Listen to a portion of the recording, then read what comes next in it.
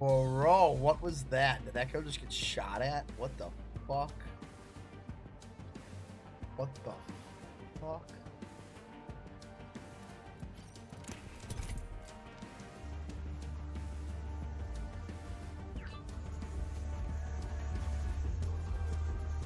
I don't know why we went back to that. I'm sorry.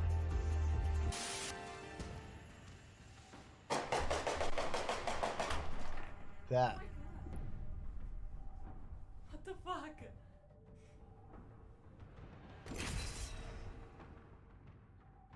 I don't know what that was.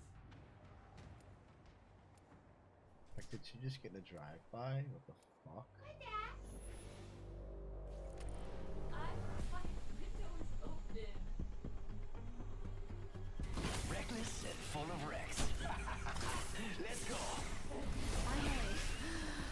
Echo and I hate being cooped up. You're in my kingdom now. Is that homie? Is that homie?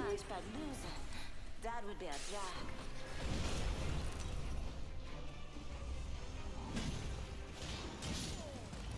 Introducing your champion. Taking orders for after the game, fellas. We talking what? 60 steaks?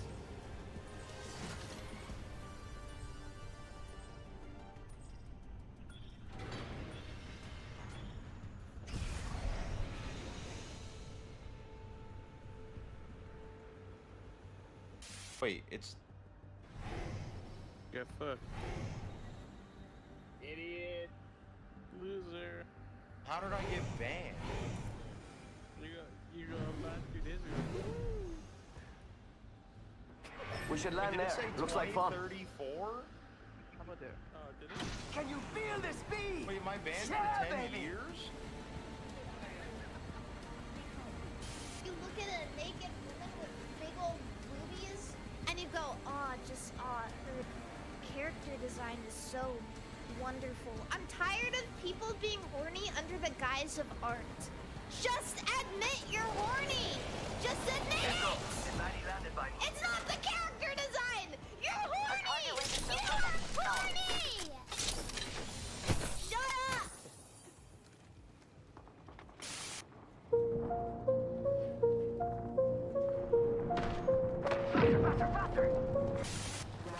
So the weight loss pill and also treatment for diabetes has some real medical impacts as well. Ozempic has caused a massive storm in terms of cultural acceptance and questions about potential side effects. So we're very fortunate to be joined by a 3-time New York Times bestselling author, Johann Hari, who has just written a new book delving into all the questions about, let's go ahead and put this up on the screen, what he's calling Magic Pill.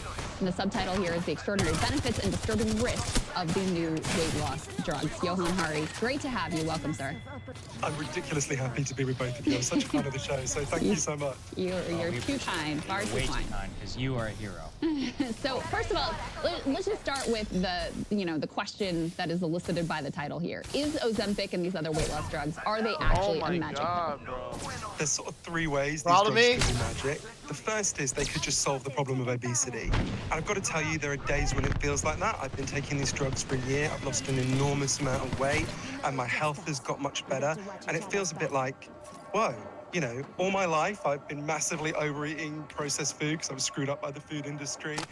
And now I inject myself in the leg once a week and it's kind of gone away, right? There are days it feels like magic in that simple sense.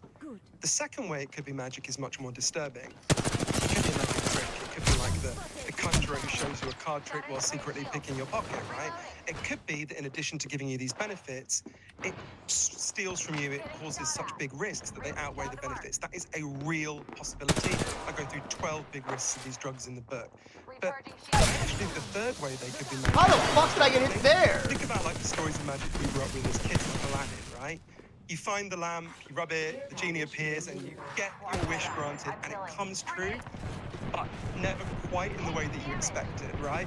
And we're already seeing these drugs are playing out, having societal effects for good and for bad that are way beyond what we would have anticipated at the start. And this is just the beginning, because 47% of Americans want to take these drugs. right? You had a really interesting interview you gave to GQ where you said this could be the next opioid crisis. What did you mean by that, Johan? So there's a lot of benefits to these drugs, but there are a lot of risks. And you've gone to the one that I am most worried about for the society. The thing that most alarms me is what will happen when young girls, it is overwhelmingly girls, with eating disorders get hold of these drugs, which has already begun, and eating disorders experts who I interviewed are warning about it. So anyone who knows people with eating disorders knows they're in a conflict. There's the part of them that psychologically, for complicated reasons, wants to starve themselves, and then there's the part of them that biologically wants to live and therefore eat. And what these drugs do, whoever you are, is it massively empowers the part of you that doesn't want to eat, right? I mean, it's like shutters come down on your appetite. I can't describe to you how strange it is. You know, my appetite was dialed down by 80%, and I'm not on the highest dose of the drug, right? Now, for someone like me who was obese, I'm older than my grandfather ever got to be because he died of a heart attack when he was 44. As we know, sadly, the heart attack risk is massively increased by obesity. For someone like me, that's bringing me down to a healthy zone.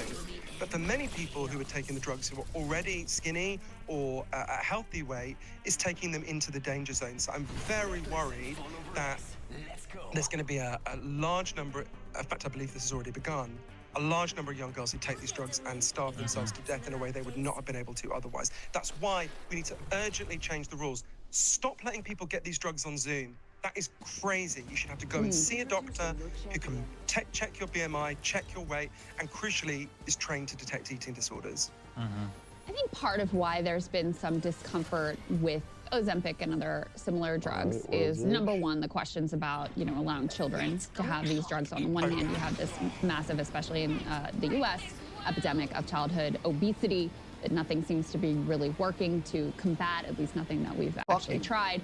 On the other hand, we don't know the long-term consequences and risks of this drug. And then the other piece that I'd like you to weigh in on is, listen, we all know the way that the, factory food system in the US is screwed up, and how the cheapest and easiest things to eat are, ultra-processed crap. We have these sedentary lifestyles. And so there's also to be said about, are we now just creating massive profits for the pharmaceutical industry by, rather than dealing with any of those underlying root cause issues, just giving people a quote-unquote magic pill? So what are your thoughts on those two pieces? Yeah, I think this is the deepest question, and I think actually the answer to them is kind of the same. And this is all the kind of issues I wrestled with as I was working on the book. This was, to me, one of the most important. So obesity has exploded in our lifetimes. We're a similar kind of age. I think you're both a little bit younger than me, but between the year I was born, 1979, and the year I turned 21, obesity doubled in the United States. If you want to see something weird, just look at a photo of a beach in 1979, anywhere in the US, or indeed the Western world. It seems really weird to us. Everyone is what we think of as skinny or jacked, right? You're like, where was everyone else on the beach that day? Then you look at the figures, that is what people look like in 1979, not a million years ago. You have 300,000 years where obesity is exceptionally rare, and now it's 42% of the population. What happened? That change happens everywhere that makes one change, and it's not where people become lazy or lack willpower or all the other stigmatizing things we say. It's very simple. It's where people move from eating a diet that is mostly fresh whole foods that are prepared on the day to eating a diet that is mostly processed and ultra-processed foods which are assembled out of chemicals in factories. And it turns out this new kind of food that never existed before affects us in a completely different way. And there's an experiment that really nailed this for me. Very simple experiment. I've nicknamed it Cheesecake Park. It's done by a scientist called Paul Kenny here in New York. He's the head of neuroscience at Mount Sinai. So basically, it's very simple. You get a load of rats and you raise them in a cage. And all they've got to eat is kind of healthy, nutritious food, the stuff that rats evolved to eat over thousands of years. And when that's all they've got, the rats will eat when they're full and just stop. They just naturally know to stop, and they never become overweight or obese. Then Professor Kenny introduced them to the American diet. He fried up some bacon, he got a load of Snickers bars, crucially, he got a load of cheesecake, and gave it to them alongside the healthy food. And the rats went crazy for the American diet. They would literally dive into the cheesecake and eat their way out, just emerge completely slick with it. And this natural nutritional wisdom that they used to have completely disappeared. They all became overweight or obese very quickly, actually became quite sick. Then Professor Kenny tweaked the experiment again in a way that feels a little bit cruel to me. Come through here. As a former junk food addict, he took away all that food and left them with nothing but the healthy food again. And he thought he knew what would happen. that they would eat more of the healthy food than they had in the past. And that would mean, you know, that would prove that this food expands the number of calories you eat, right? That is not what happened. What happened was much weirder. Once they'd had the American diet and it was taken away, they refused to eat any healthy food. It was like they no longer recognized it as food at all. It was only when they were literally starving that they finally went back to it. Now, this has happened to all of us. We all live in Cheesecake Park now, right? It's being done to our kids right now. It happened to me from when I was born. And when you see it like that, you begin to realize this food, this bizarre new kind of food, steals our satiety, our ability to ever feel full. And what these drugs do is they give us back our satiety, but with a whole set of accompanying risks. This is why Professor Michael Lowe said to me, they're an artificial solution to an artificial problem, right? So I think you're absolutely right in, Crystalline, the way you framed that. So, Johan, this is the ultimate question. What about for children? So there was a lot of controversy here in the U.S. where Battery low. government-endorsed panel actually said that they would recommend giving some of these GLP-1 agents to children who were clinically morbidly obese. So not just obese, but morbidly obese. Given your experience now also, I'd like to hear on. What do you think about both giving this to people with developing systems, you know, going through puberty and all of that, and also the likelihood that they may need to stay on such a drug forever? I'd love to hear you reflect on that. The really agonizing thing here, this is true for adults, but it's even, it's 10 times more for children, is you have to weigh two sets of risks when it comes to these drugs. You've got to weigh the risks of ongoing obesity, which are shocking.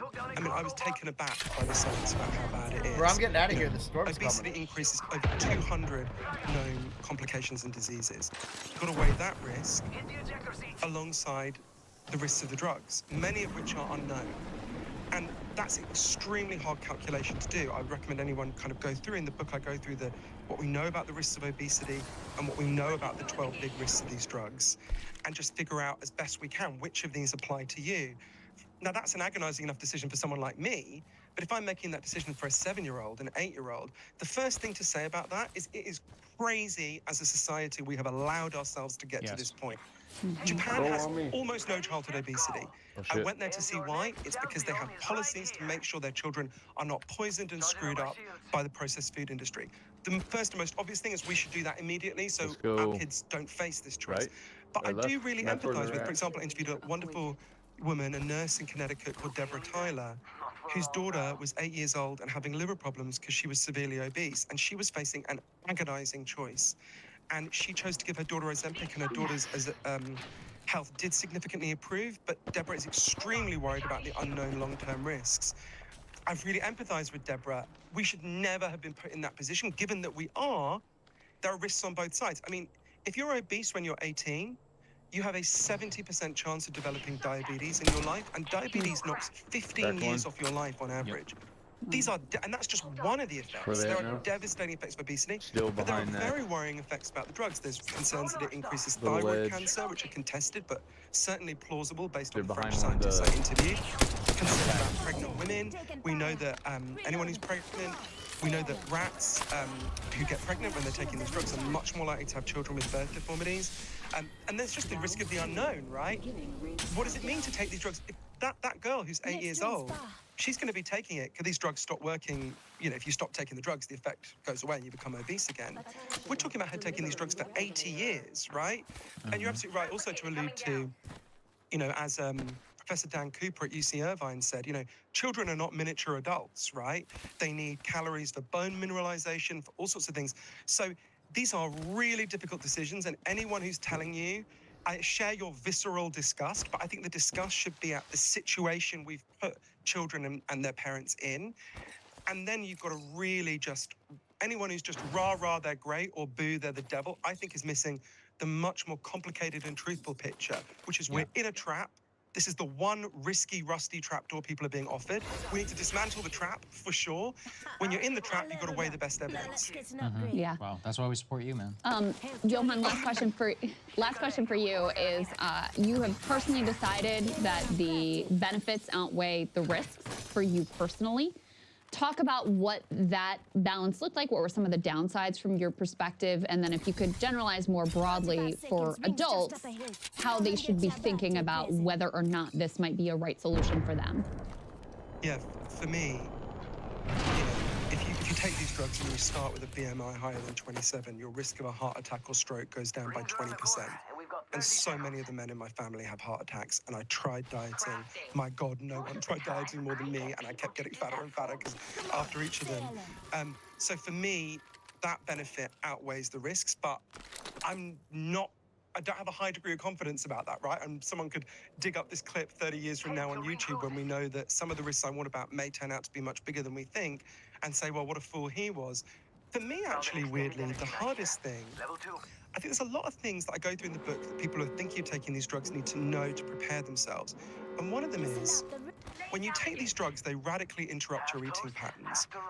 And one of the things that does, or can do, is bring to the surface the deep underlying psychological drivers of your eating all along. And I think so for me, I realized how much I used food to calm myself down, soothe my emotions, and you just can't comfort eat when you're on these drugs. You would throw up if you tried to overeat. I remember going to brunch at KFC, had a bad day, bucket of chicken in front of me and thinking, oh, I can't eat this. I'm just gonna have to feel bad, right?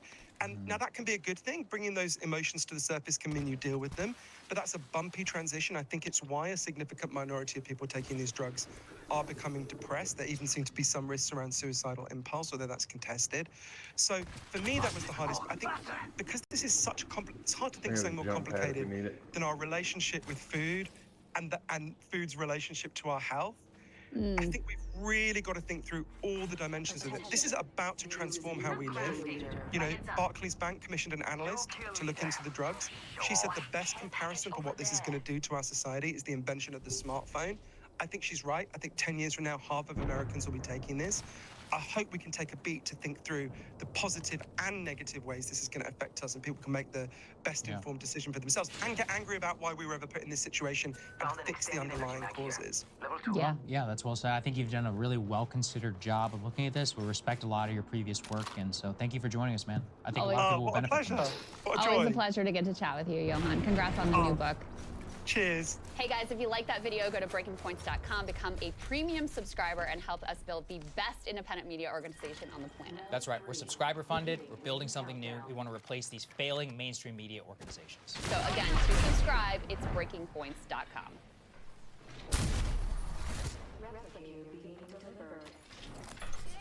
Yo, replicators coming in for a landing. On a trampoline.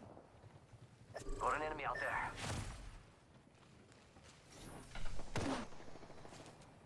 Standard stock here. Level 2. One more minute, amigo. Rings right there. So, yo, cracked an enemy here. How you like that? Need shot at. Target over there. Firing. Shields recharging. 45 seconds. Rings just up ahead. We've got another team up there. Another one right here. Must go faster. Need shot at. Not far from the ring. Half a minute. Lifeline, you got that drone?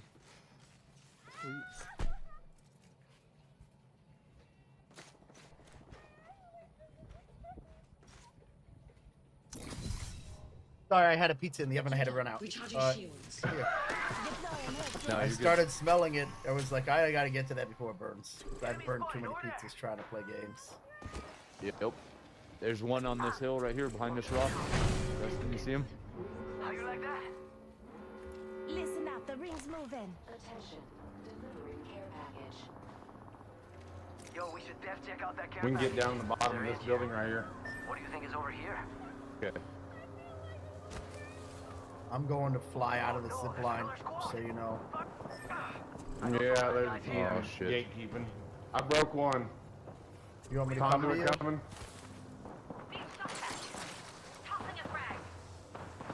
I'm just gonna go grab you guys. Heads up, we're not alone. Grenade, hide you left. Setting up an evac tower. Just you and me left. Don't worry. Times like that makes me want to be accused. I've been down. Ah, yeah. Our 24-hour stream at least. Don't worry. I got a squad mate's banner. Literally, Looks like I'm inside the ring. so bad. So bad. You want me to even try to get you up there? You're gonna get hit right if I get you up That's there. alright. Just go. As soon as you get us, then bail. Or take this building. Oh, he's right behind you.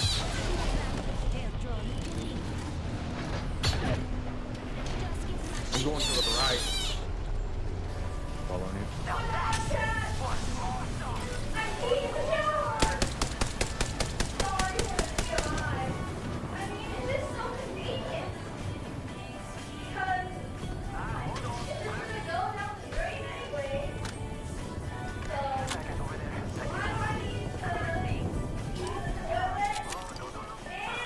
Right behind you.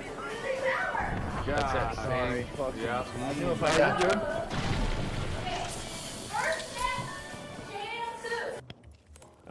you. Someone linked this as well, but I remember this one. I think we even talked about it on Wayne Show. But this one. You remember this ad? What is this? What's a computer? Yeah. That's This is alright, not a just play better your ad. life. No? I don't even know what the fuck I'm looking at right now. I'm gonna rap. That's alright. What do you mean? Like, Yep. We're already at 20 points. okay, I'm gonna what? get I us to can 36 draw on points. it? There we go. I think the whole point of this ad was that she can do a lot of the things that you can do on a computer, but she can do it on an iPad. That's all it was. I guess. It takes a really long time to get to the point. That's fair. That is a 68-second ad. Yeah. So I guess, okay, hold on. I should clarify then. I don't think it's bad. I think that it is. You think the compression one is better? It's struggling to hold my attention. That's and fair. so the percentage of that I would be likely to watch before clicking skip ad is much lower. Whereas I think that the hydraulic press ad is very much designed for now. Interesting. Dun, dun, dun, dun, dun, dun, dun. I don't know. But like basically, I'm sure there's some dramatic music. There's no way. But like no something exciting is going to happen. Yeah. Right. And they do a great job of kind of cutting in for dynamic, interesting looking, colorful close-ups. Yeah, it was you kind of can't look away from it. There's no way. And that grippingness, without being so explicit, that's the other thing. Like that iPad ad, that's something I could have storyboarded. Well, yeah, I don't know. Let's just have a little girl like do a bunch of stuff with it that it does. Like that's not.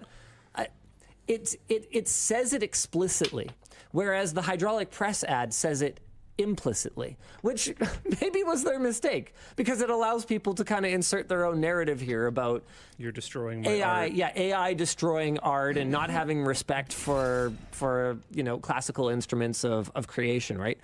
But no, I wanted to compare the views on them because I know this iPad ad actually got, 2.3 million views. Yeah.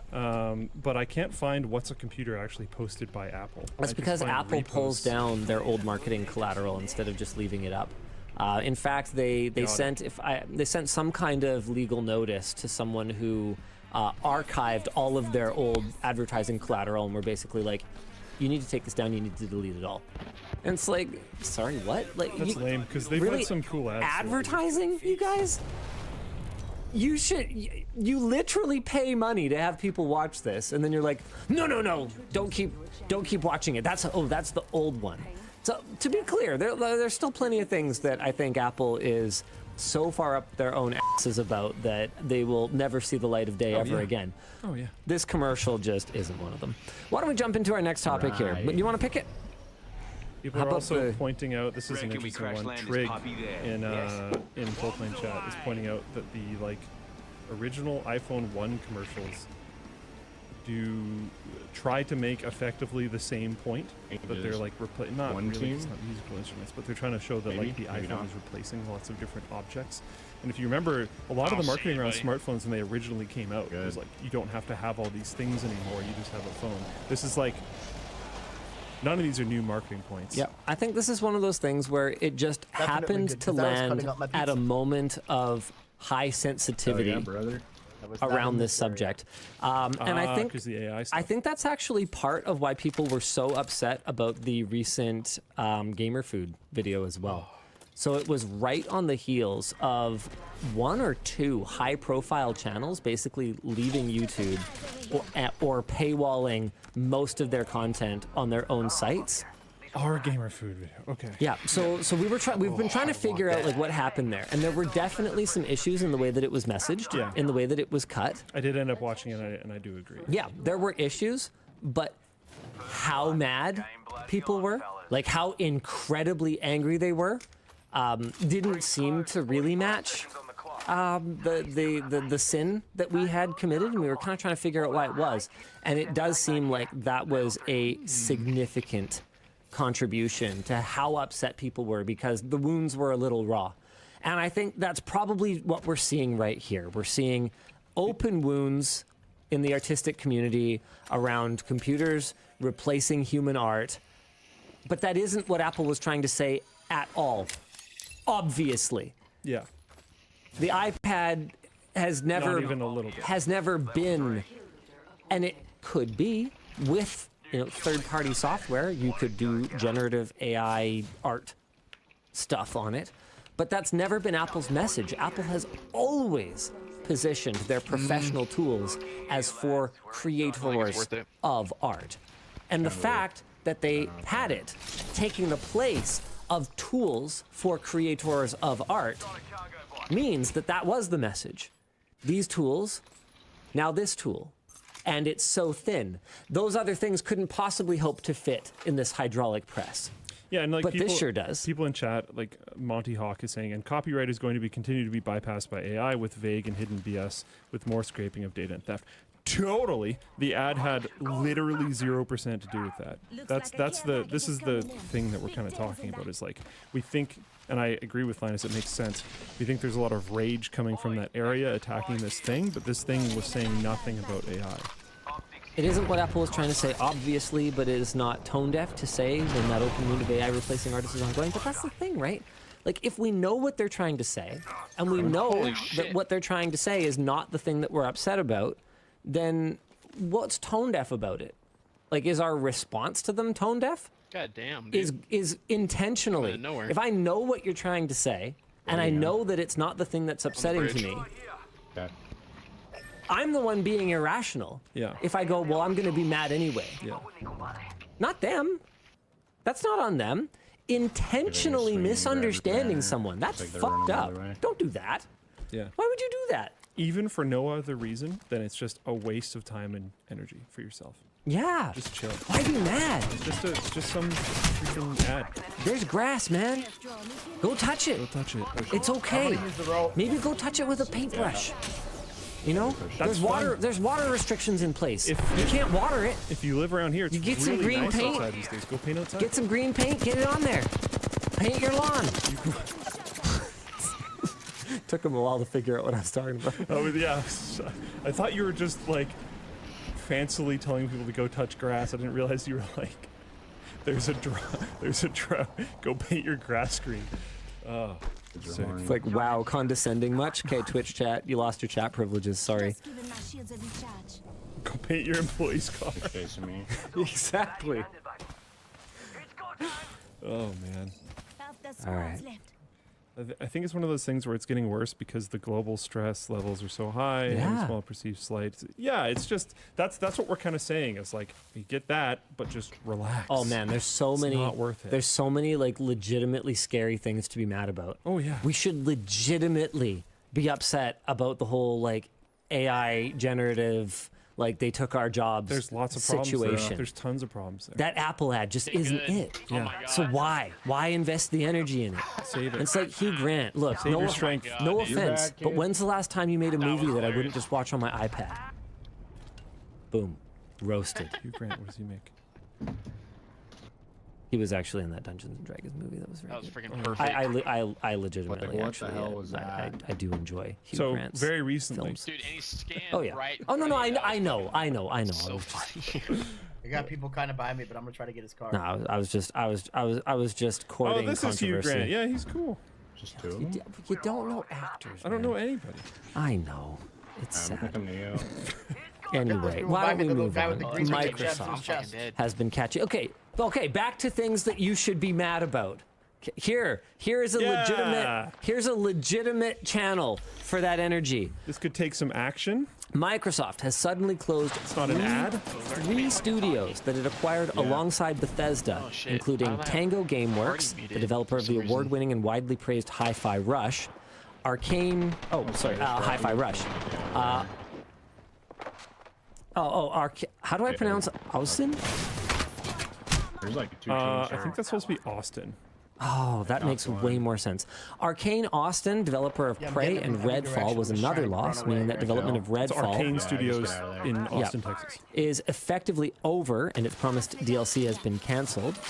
Purchasers of the Hero Pass that promised access to this future DLC will instead receive a credit of unknown value. Neat. And the studio head at Arcane Austin's sister studio, Arcane Lyon, called the closure a f***ing gut stab. Fans, meanwhile, have been reverse review bombing Hi-Fi Rush with positive reviews in a show of support. According to reporting from Bloomberg, even more Microsoft studios are likely to close in the near future due to a widespread cost-cutting initiative. There's other reasons as well. Maybe we'll get into them here. I'm not sure. During a Bloomberg event, Xbox President Sarah Bond gave a non-answer to the question of whether launching a surprise hit game should protect a developer from being shut down. As the camera cut to a wide shot showing a very interesting graph of Xbox's year-over-year growth. Here comes our very interesting graph. Yeah. All right. Cool. Are you allowed to call it growth? I guess growth could be a negative number. That makes sense. Xbox Game Studios head Matt Booty also inflamed the controversy when it was reported that he told employees during an internal meeting a day after the closures that Xbox needed smaller games that give us prestige and awards, which is... The defense that I've heard around that, yes, is that Hi-Fi Rush was actually a surprisingly large game in the sense of the cost of development studio side and stuff like that. But I would still argue that it outproceeded expectations. I mean, when we talk about big games these days, we're talking about, quadruple A games. In my mind, honestly though, when you tell me a big game these days, you try to compare budgets of it. So yeah, I'm sitting here going, okay, well, is it Cyberpunk? Is it GTA 6? What's a big game? So when you say smaller games, you didn't even say small. Smaller games. Yeah, that give us prestige and awards. Yeah, I don't know enough about the size of what was it? Was it Arcane Austin? No, Tango Gameworks. I don't know anything about the size of that, so I can't really compare it. And the whole AAA nomenclature is weird these days anyways, because what does it even mean anymore? Yeah. I heard, I don't remember where I heard this, but I heard that the original naming for that came from the finance industry, and it was supposed to essentially define games that were a safe investment because they were leaning on IPs that people knew would sell and stuff like that. And that's just not what the AAA industry is anymore. Here's my question. If they're so strapped for cash, could they have just not bought Bethesda? Bought a bunch of studios?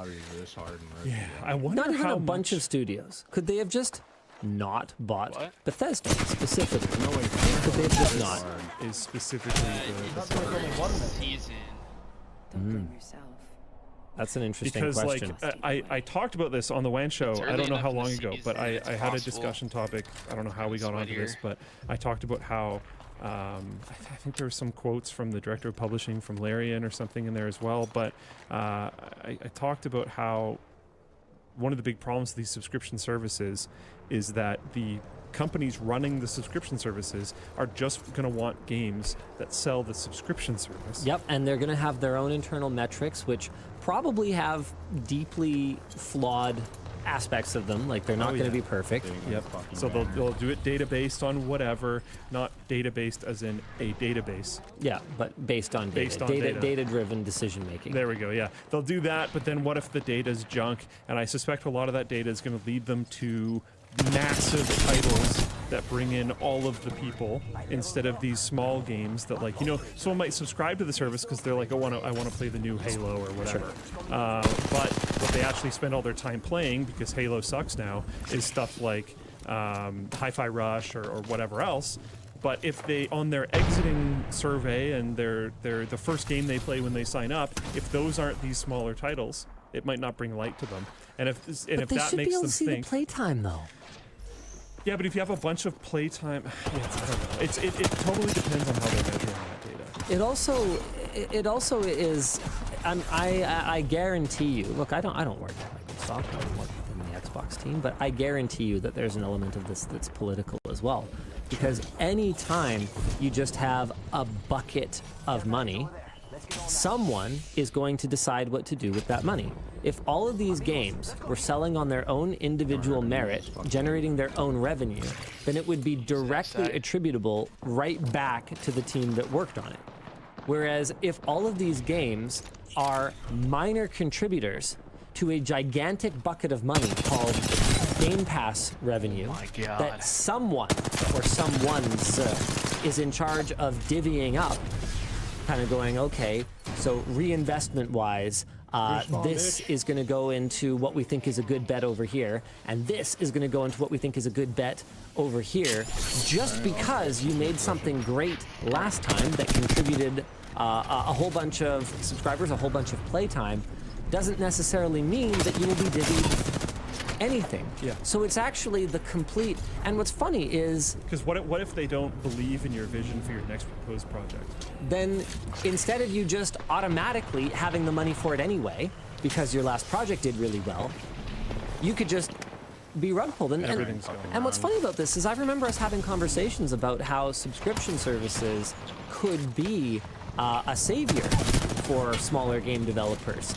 And they could have. It sort of was for a little bit. And they could have been, because this idea that instead of feast and famine, where you launch your game, you get a whole bunch of revenue, you squirrel it away like a squirrel saving nuts. Okay, you squirrel it away, and then you kind of ration it out until you can get your next game launched. That wasn't sustainable, right? And so the idea that you could just have a little bit of consistent revenue trickling in on a more regular basis by contributing to this pool of games that people can play, you know, games Netflix style, it all seemed like a pretty happy idea. Here's another part of the problem. So I don't think this was in the notes, but and if I click on the Fortune.com article to try to actually get the whole thing, there's a giant ad that I can't get past to pay money to Fortune. So I'm just going to read off of the Google search result for it. But it says, speaking about the closures more broadly, Booty said that the company's studios had been spread too thin, like peanut butter on bread, which I thought was a really weird analogy for spread too thin, but sure. And that leaders across the division had felt understaffed, and they decided to close these studios to free up resources elsewhere. So they bought all these things, right?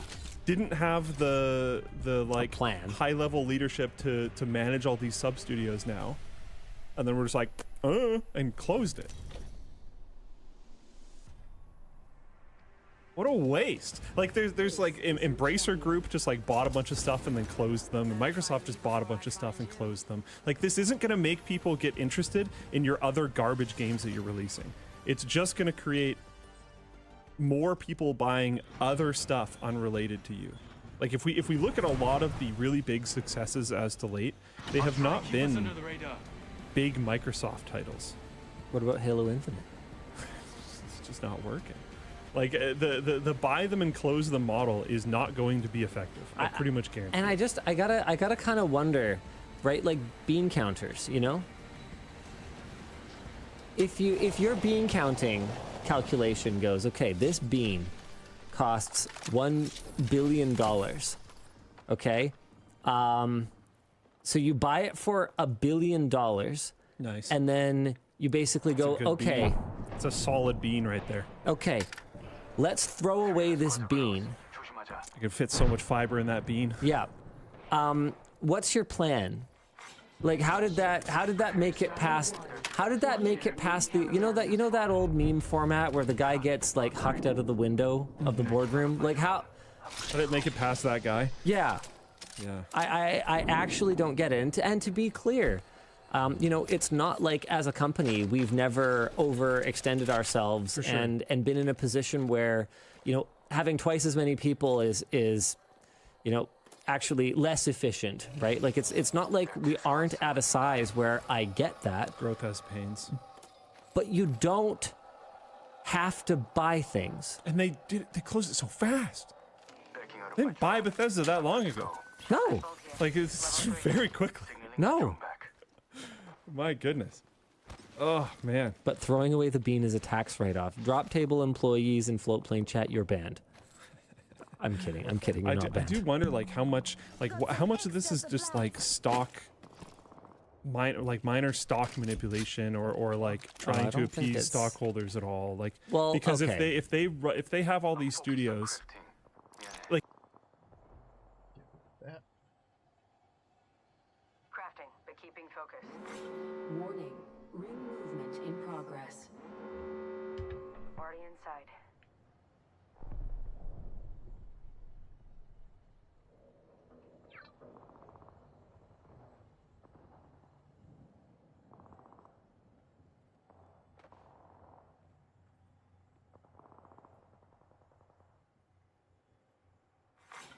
New kill leader appointed. New kill leader. Watch for them.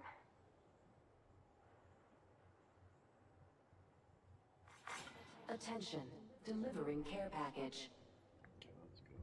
잘 보고 다녀. There are 2 squads near us.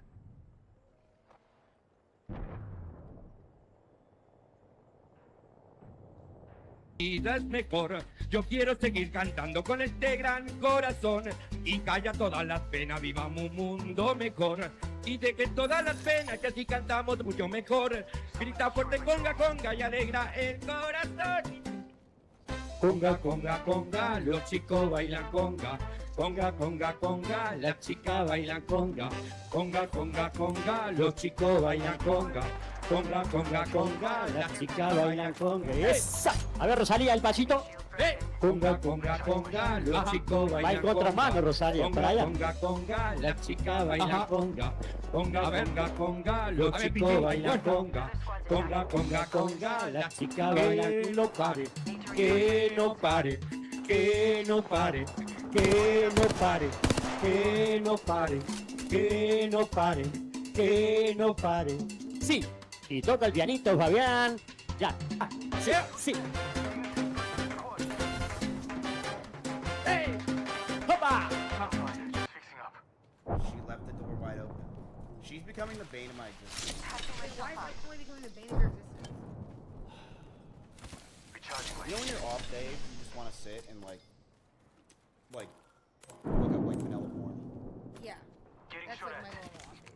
Okay, so yesterday was my. She didn't use the front door. Sorry, go ahead. So, okay, this is interesting. Yesterday was my day off, Mhm. right?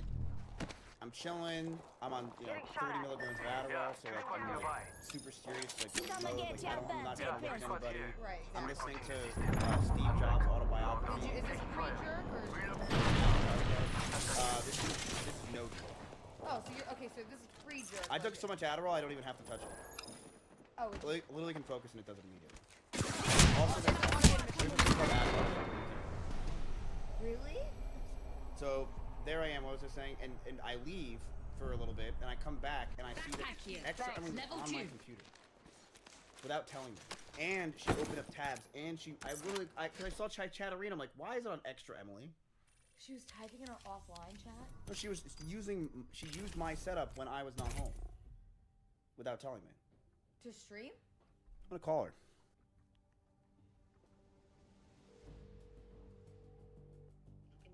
Hello? Where are you? Wait, I can't talk. I'm getting my nails.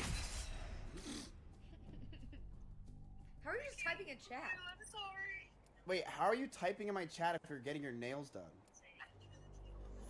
Hello? Yeah, so why'd you use my PC when I wasn't home? It was there and then I just used it. I'm sorry. What did you use it for? What are those? She put her stream up because she wanted to. I'm proud of you for that. Like, I would have done the same thing, but don't do it again. Because, Emily, what if I had like some thing like the camping stream information and you pulled it up by accident? Now everyone knows what the camping stream. Or porn. I know. Or yeah, something crazy. This is your champion. Like, you know, you gotta understand. Like, there could have been like, what if it leaked up next podcast episode? Like, dude, my community would have been shattered. I'm the jump master. No straying now. A lot of great stuff cooking up. I made sure to like start a new tab.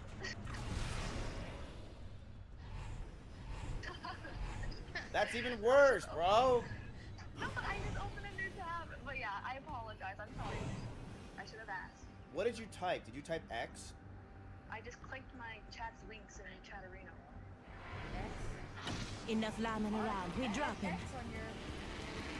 And then she said, oh, you could use a tampon. And I was like, I don't know how to do that. I use pads still. And so then she mocked how to put a tampon in, like, on the side of the pool in front of everybody. Also, do you guys ever think about gynecologists and, like, if one time I ran into my gynecologist at the grocery store, do you think that they recognize us without our vaginas out? Do gynecologists recognize us if they don't see our vaginas in the store? Mm-hmm. Probably not. Also, Cutie, don't think I didn't see you pull up that photo. Which, I saw it. You would have bullied me so hard. Wait. I think we would have smiled at each other in the hallway. I think you would have said, oh, those pants are so brave. She would have said, I feel honored. This is my senior year, so this is the last time I'll be playing on any sports. Did you quit all sports after that? My God, I went to college where I was focusing on theater. Yarn greater than yarn. Goals. I'll Everyone be attending is saying St. it. Louis University to double major in pre-law and theater. Hopefully I'll have time to pick up a tennis racket here and there. Okay, why are you reading this article in such a Dude, bitchy she voice? sounded like such a bitch when she was 17, am I right? Holy shit. That's the way you're reading it. No, that's how you sounded. That's crazy. That's the tone you're using. That's crazy. There's a reason she's using it. Rings around the corner. 10 left. I was a nice person.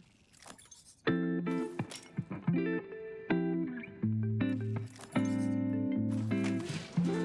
heavy mag here. Level 3. Not crashing. Like it's not. Range closing. Easy to use this ultimate, amigos. No killing. Found an extended energy mag here. Level 3. That's for me.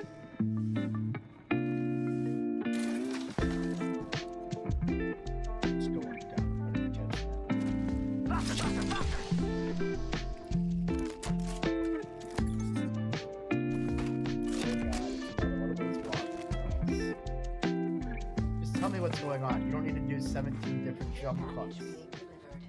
Extended sniper mag here. Level 2. Good morning. It's currently 8:38 in the morning. I'm gonna go to the gym at 9:30, but I'm gonna get ready. So my hair looks lighter today. Like it keeps getting lighter, or maybe I'm getting used to it. I dyed my hair. I feel like it's getting lighter. Like look, you can see the pink right there. Because I really wanted to get a water pick. I heard those are really good and I really wanted to invest in one. I might actually just go to that Target that me and my sister went to because I know that might have my protein powder. I'll have to look it up. What's that Target that we went to that had the produce? Because I might just go there because I need a water pick. But let's choose a workout outfit. I'm gonna do a transition. Ready? Okay, so the outfit is Parallel Apparel Square Neck Top. Absolutely love this brand, but they're closed, sadly. And then just leggings. And I wanted to do a little life update real quick. I tried. I wanted to hear your moved sad to story about the city. I'll give you a quick little room tour, but I'm gonna do a more in-depth one. I can't do it. Today I've got a really quick tip for how to mount a power strip or anything that has these little keyholes that makes it really easy and requires no measurements at all. We're gonna flip this power strip over on its back so we have the keyholes exposed. You use a fucking then tape and use put some it masking back. tape or some painter's tape. Cover up those 2 keyholes. Pop the 2 From holes. there, we're gonna feel where the little skinny part of the keyhole is, and then poke a little hole right in it. One there, and one here. You can use a mechanical pencil. You can even just use the screws that you're going to drive in. Whatever works. Now in my case, I'm gonna mount this right here to the bottom side of this desk. And so I'm gonna get it approximately positioned, take a look at where that needs to be, and then peel that off. Try to get it as close to the position as I can. Put that on there, and then I can drive my screws right into the 2 holes that we've created here. And with the screws in, you can then just tear the tape right off. And from there, just mount the power strip, slide it in position, and you're good to go. I got it! Exams suck. Or finals, or whatever you call them, right? They suck hard. Let's talk about the worst things about them. Mate, comparing answers after an exam is always a bad idea. Now listen, everyone does this, right? Because after an exam, you're a big bag of nerves, and you need to know that you got some questions right and didn't completely fuck it up. But this always ends up being a really bad idea, right? Because all you do is find out more and more questions that you got wrong, and as a result, you get slowly more and more depressed. Because listen, you always leave every exam with a theoretical maximum mark of 100, right? But then you'll see your mates and start comparing answers, right? And it'll be, oh, what did you get for that watermelon and pineapple question? I got 17 quid. I got 17 too. Yeah, me too. What did you get, grade? And you'll be like, I got the Battle of Hastings. And that was a 7-mark question. Shit. Okay, looks like I won't be getting 100 anymore, right? But a 93 is still an A. But then you keep talking, right? Turns out you got another one wrong. And another one. And another one. And then you'll be like, a 61 is still a C. That's not bad. But you keep on comparing answers because you can't control yourself, right? Until you're at the point where it's... And then you'll be like, doing OnlyFans is a respectable career, right? And why are exams always in the fucking summer? Like, as if the whole process of exams and revising wasn't stressful and boring enough as it is, right? It's all made to be even more painful by the fact that they always take place when the weather is fucking amazing outside. Seriously, why? Now, whose bright idea was this? Like, why not have them in winter when it's cold as balls and I don't mind being stuck inside studying all day because I wouldn't dream of being outside? Like, do I really want to be outside when it's like this? Of course not. But no, mate. They decide to have exams placed perfectly so that as soon as the sun's out and I want to be outside, I'm stuck inside studying for the next 8 weeks. You motherfucker! Now listen, I have got a few ways, right? But I don't really know if I should make this video. Do you know what, right? Let me know if I should. And if there's decent amount of likes and there's enough comments telling me I should, I'll make it. And why is there always some guy buying 37 watermelons and 22 pineapples in every month's exam? Like, Jesus Christ, man. How much fruit does one person really need, Steve? And it's always asking you, how much change would he get from 50 pounds? Well, this question would be pretty easy if he would just use a fucking bank card. So do us all a favor and set up a bank account and get a fucking debit card already, Steve, you dick. And also, right, I don't understand the strictness of exam conditions. Like, listen, right, every exam is always done in a closed room, no phone, no laptop, no anything. Just your brain and a pen, and that's it. Right. But why? Like, mate, we're not living in 1970 anymore, right? We're living in the year 2024. Like, we literally always have a computer with Google and internet access literally 4 inches away from our bollocks in our right trouser pockets at all times, that are charged daily, ready to be used at a moment's notice for things as trivial and pointless as wanting to remember the name of that actor who plays Monica and Ross's dad in Friends. Seriously, what's his name again? So if the exams are there to see how good I can perform in the real world, in real life situations, then let me use Google for fuck's sake. Because why not? Like, I've never seen a company hire people, right, and tell them, okay guys, I want a detailed report on which advertising strategies you think would be the most profitable for the new product we want to launch this quarter. But no using the internet or your phones. Okay? And you know why? Because that literally never happened. Listen, I think pretty much everyone would agree, right, that these super strict exam conditions are outdated and pointless, if you ask me, right? But watch them never change. Elliot Gould! Of course! Alright, let's move on. And also, right, isn't it mad how many assignments you get given in uni sometimes? Like, you'll have times where you're so swamped with work that ChatGPT would struggle. Like, mate, do I really need to have 5 fucking assignments as well as 3 tests to study for at the same time? Like, Jesus Christ, man, slave drivers, let me have a life. Because again, right, this kind of over-the-top ridiculous situation never happens in real life. Like, the only time you would ever get overloaded with having to juggle this many different tasks and projects at the same time in the real world is if you're the fucking president. But even if you are the president, right, if you had this much to do, you don't do it your fucking self, right? You get someone else to do it. You delegate, which you can't fucking do in uni, can you? So again, right, fucking chill with the exam. Come on, come on.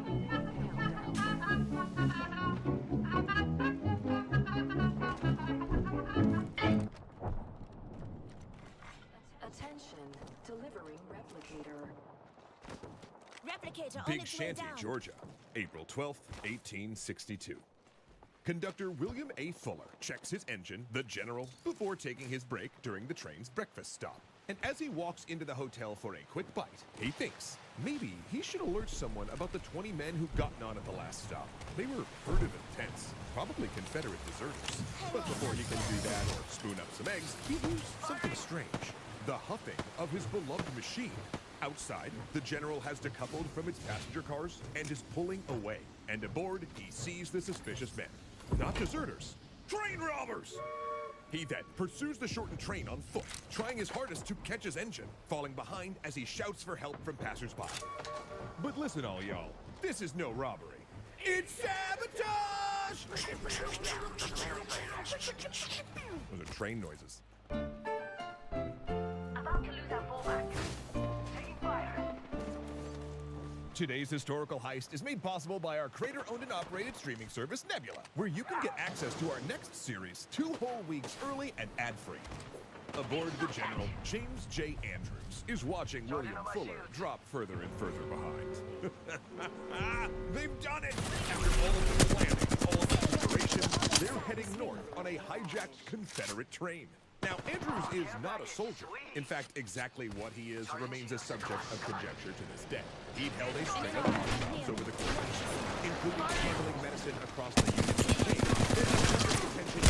Well, there's a third party. There's 2 third parties. What the fuck? An audacious sabotage operation. He and a strike team would infiltrate into enemy territory, capture a locomotive, and run it northward, destroying railways, bridges, and telegraph lines behind them. This would help isolate Confederate forces XGubNZ says, uninstall. And prepare the ground XGubNZ says, and capture the major railway junction at Chattanooga. To the Union General, now working with depleted forces as combat moved west, it was worth a shot. But Andrews' first raid was called off after they'd reached the target, only to find that the train's engineer, a secret Union sympathizer, had been transferred. They got back safely, but the 8 raiders who'd accompanied him weren't keen to go again. Because if found, they would be hanged as spies, so he appealed to 3 regiments of Ohio troops for volunteers. My name is James J. Andrews, and I'm putting together a special team. I need me 20 soldiers. 20 railroad-loving soldiers. We're gonna be sneaking into Georgia dressed as civilians. And we're gonna be doing one thing, and one thing only. Stealing trains. And I want my trains. Okay, of course not so Tarantino, but you get the picture. And now, Andrews had his train. In fact, the operation had gone swimmingly. 20 of the 24 raiders actually made it onto the train. 2 had been caught, assumed to be deserters and pressed into a Confederate artillery regiment, while 2 others had gotten to the hotel where the team met, but then overslept and missed the train, which is a vibe I can personally relate with. But the main force had remained undetected and were now heading north, which is ironically when things went south. See, they couldn't exactly sneak south while carrying a bunch of equipment and gunpowder. so they didn't have any actual tools to sabotage the rails. Andrews managed to borrow a crowbar during one of the train's scheduled stops, but that didn't do much. Next, they'd collected railroad ties as firewood to burn any bridges that they'd crossed, but it had been raining for days, so nothing would light. The best they could do was cut telegraph cables, mostly by hooking the things as they passed and using the momentum of the train to pull them down. Also, people in the towns they passed were getting suspicious. See, back then, rail employees were well known in the towns they passed through, sort of like your local mail carriers. It was always the same crew. So then when it was suddenly a bunch of new guys, that's a little weird. They also kept getting snarled in traffic. Of course, the raiders knew that the general's route involved scheduled stops to let other trains pass, but the war had meant a lot of delayed trains and rerouting, meaning that the waits stretched longer than usual. Hard to have a car chase in traffic, you know? And make no mistake, it was a chase, because their biggest problem was that they were being followed. By who, you ask? Who exactly was this small figure in the distance, disappearing when they stoked the engine and then reappearing when they stopped? William Fuller. Yeah, the determined conductor apparently never skipped leg day because he was doggedly still following them on foot after miles. Granted, a fairly normal thing for rail employees to do, where they often had to run ahead of or behind trains. At least he was running at first, because soon Andrews saw a vehicle coming around the bend. It was Fuller, but now he'd found a hand car, and he was pumping his way towards his beloved machine. Still, they left him behind until an old train engine started checking up behind them because Fuller had upgraded again. Now their train was being chased by another train. Worse still, an interchange switch operator, suspicious, refused to change the tracks to let the general head north. When Andrews did it himself, well, it was clear they weren't just some new rail crew. That'd be like going into the tower at an airport and clearing a plane for takeoff when it wasn't its turn. So the game was up. The Confederates were alerted, and all they could do was run. Then there was a tense moment when another locomotive approached them from the opposite direction. A powerful engine, the Texas, presumably carrying soldiers. Andrews and his crew held their breath, and it went past. The squad's been through. That was close. Wait, no. A minute later, it appeared again behind them. Rather than turning around, it was simply now running in reverse. And who was on the caboose? Fuller. The raiders began throwing railroad ties out the back, hoping to stop the engine. Fuller's men simply knocked them aside with bars. Then Andrews' crew decoupled one boxcar after another, hoping to cause a collision with the Texas. But get this, with Fuller's train running in reverse, he could just hook them up to his train and make it bigger. And when they sighted the smoke of another train ahead, Andrews knew it was time to bug out. They scattered into the woods, hoping a few of them would make it, but there were Confederate units mustering all over the countryside, and the search parties were just too big. Every raider was caught, even the two who'd missed the train because a hotel porter hadn't woken them up on time. Andrews managed to escape from prison, but was recaptured the same day. Then after a trial that only lasted hours, he was hanged as a spy, strangling rather than having his neck broken because he was so tall that his feet hit the ground when he was dropped.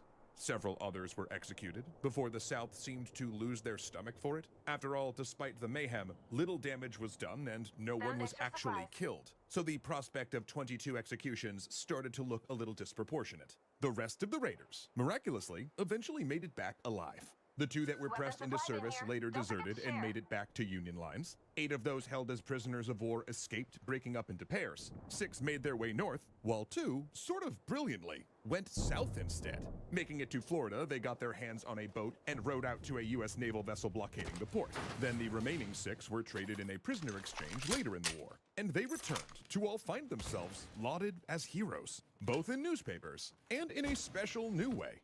Sensing the war weariness of the country, in 1862, the War Department had decided to raise morale by creating a medal for bravery, much as the British Empire had done 6 years before with the Victoria Cross. Yet by the time the raiders arrived back in the prisoner exchange in March of 1863, it had not yet been awarded. So on March 25th, 7 of the raiders found themselves in the office of Secretary of War Edwin Stanton, receiving their nation's highest, and at the time, only award for valor in combat. Private Jacob Perry, who'd been beaten as a prisoner, was the first. And it's really interesting to note how these awards set the mold for what the Medal of Honor would become.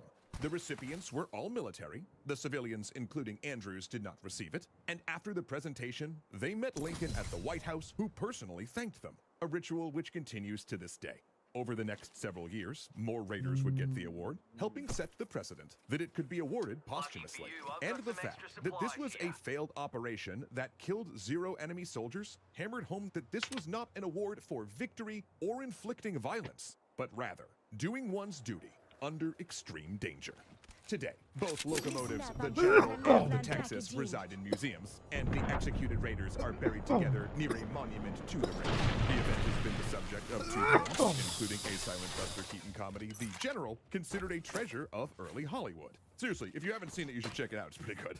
Andrews failed to capture Chattanooga, but his raid did capture our imaginations ever since. And imagination is a hell of a drug. Like, could you imagine, say, I don't know, a place where hundreds of your favorite creators not only post their videos early and ad-free, but also we're constantly making new, big concept originals you can't see anywhere else. Wait a minute, that place exists! It's no secret by now that we are super proud of Nebula, a streaming platform that's run by all of us creators. We put every one of our videos up there early and ad-free, which makes it the perfect place to binge our hundreds of back catalog episodes. Plus, you can even see the first episode of our next extra history series on Hypatia of Alexandria right now 2 whole weeks earlier than on YouTube. Also, I do want to mention that Nebula just completed a huge update, making it easier than ever before to find the content you want via their new selections tabs. Oh look, that is a lot of history just waiting to be watched. Then of course you have all of the top tier original and exclusive content on Nebula that you can't see anywhere else, like Real Life Lore's Modern Conflicts episode on the Ukrainian counteroffensive, Mary Spender's documentary The Rise and Fall of Led Zeppelin, and coming this summer, the brand new show from the creators of Jetlag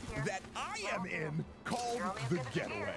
I am so extremely pumped for this. It was announced in Variety, it is massive, and I just cannot wait for you to see it when it drops. It's awesome.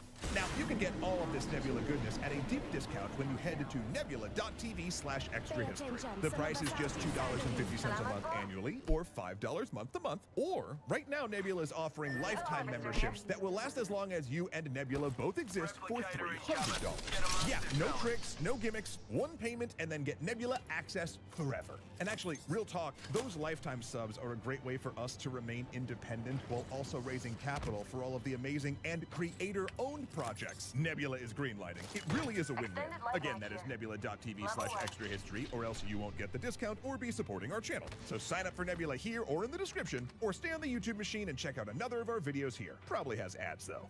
Say, did you hear the one about Kuya Koi, Joseph Flame, Izzy Coin, Ilkner, Dominic Valenciana, Arclight Games, Angelo Valenciana, and Ahmed Ziad Turk being legendary patrons? Yeah, turns out they're the best.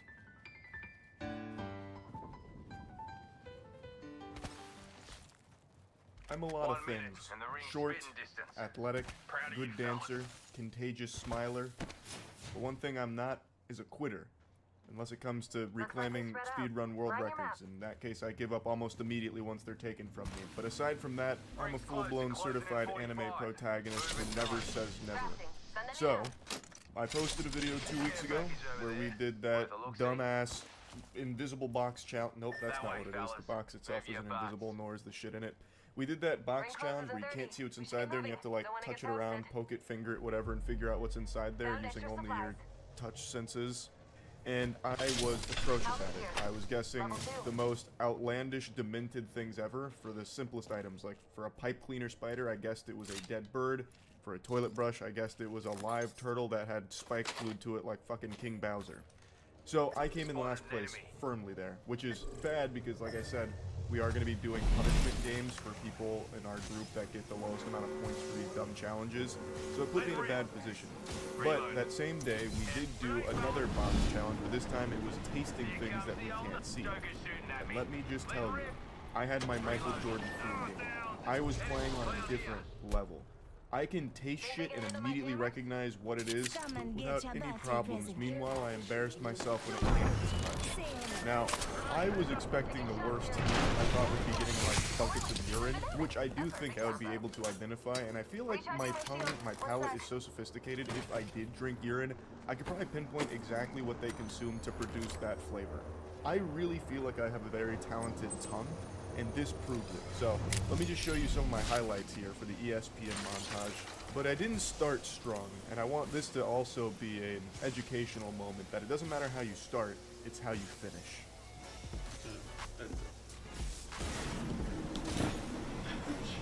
It doesn't go in. Like, you know, that's it. Well, not the only goes in. Fuck. Wait, what the fuck? I was gonna say apple juice off rip, but it's too like orangey for that. So I think it's just some like very like watered down OJ. I think it's like some kind of Tropicana. It's another slow start. Speak to me. Let your flavor profile tell me. I'm just gonna. Getting shot at. I'm crafting something. I better grab an upgrade. It goes well with my level up. Luckily, round one was a wash. No one got it right. Aaron and Chase guessed Sunny D, and they got like a portion of a point, which I'd still argue with the umpire about. That's just willy-nilly tossing out point percentages for no real reason other than to put me at a disadvantage. But regardless, I was able to start making my comeback. All business now. Alright, another squad is here. Look alive. Enemy shield broken. Oh! Fucking oh my god, I need to pick that out. That's just when you steak the au jus. Oh, no, it's just soy sauce actually. Wait, that's just soy sauce. Not au jus. Soy sauce. Soy sauce.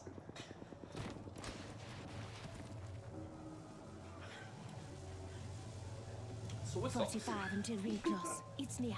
Unfortunately, soy sauce is an unmistakable taste, so everyone got that one right. But still, this was laying the foundation, all the DNA for a comeback for me.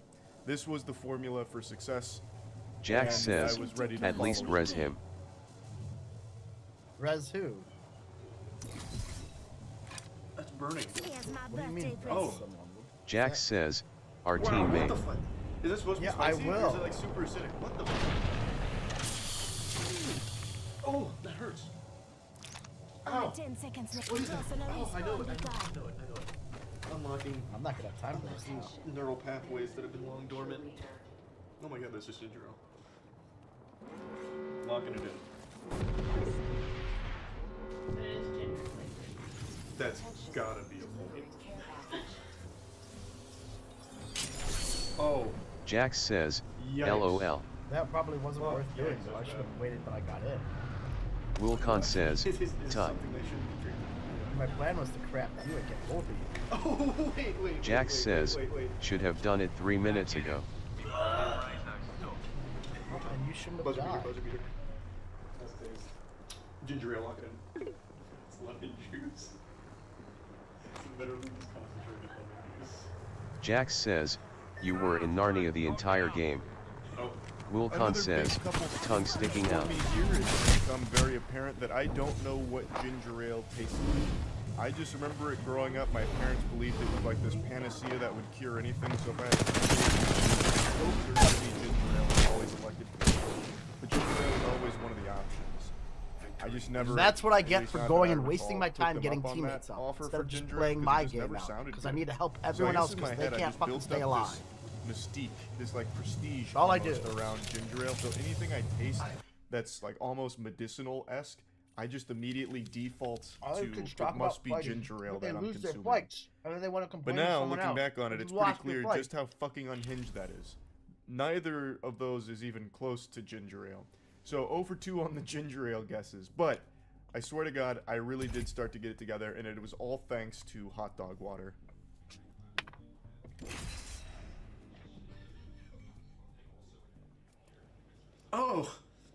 Oh, I definitely know that. It's like hot dog water. That is actually hot dog water. I'm locking it in. I hope no one else gets that. Oh, I'm gonna let it take a while. So it's really tough. And you know, why are you looking like person? oh, that's the good stuff. Refreshing. Ugh. Oh my god. Tastes like a... Don't you worry about me. I have no idea. It tastes disgusting. Hold on, I gotta go listen. There might not be any left after what I did to it. It's I feel like it's meat. Is it like I'll say hot dog water.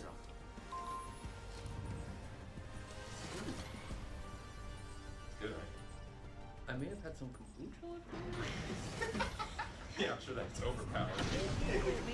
Let's get messy. Is that? Yes, that was on point, shooters.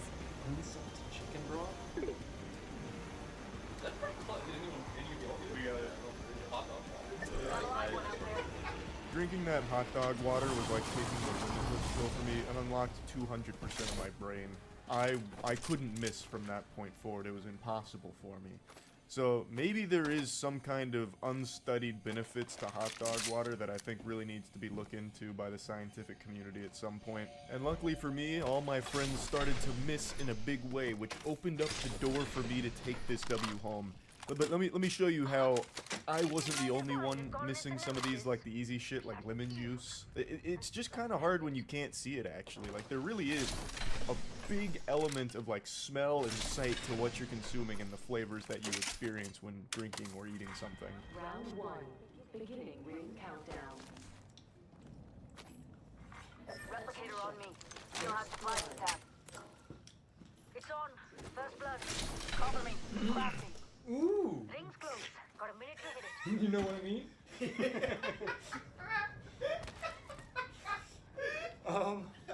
it up what you're putting down. I think I know what this is. Did you get it right? Kinda. Rings close. I'm gonna guess mine and then I'm gonna guess his.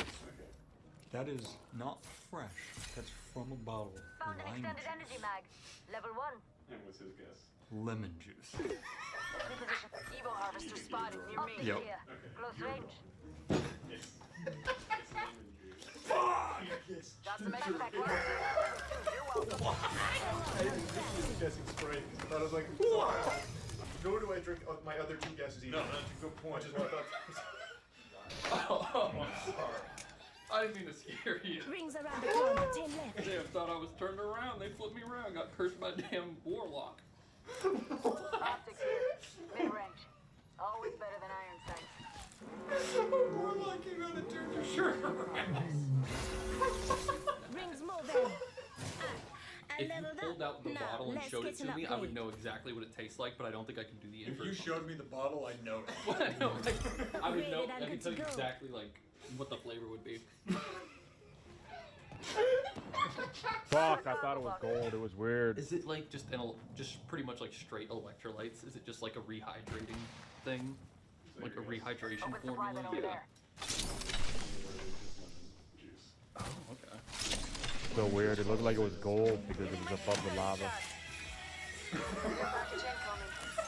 Very strange. I decided to play that here instead of in post, so it just sounds awful. It's that much You funnier. can sync it up. Oh, Yeah. Charging my shield. It's so much better if you don't put it in post.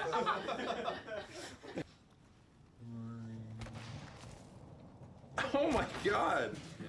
God can't help you now. Hold your butts. Crafting. One of these is gonna be ginger ale, and I'm gonna look like a goddamn prophet. There's a jump tower over there. Definitely not that. That's wow. What kind of whiskey do we have here? Is it Jack? Nice. You know what? If nobody else guesses the company name, you get 2 points for that because you got it exactly. Fuck yeah.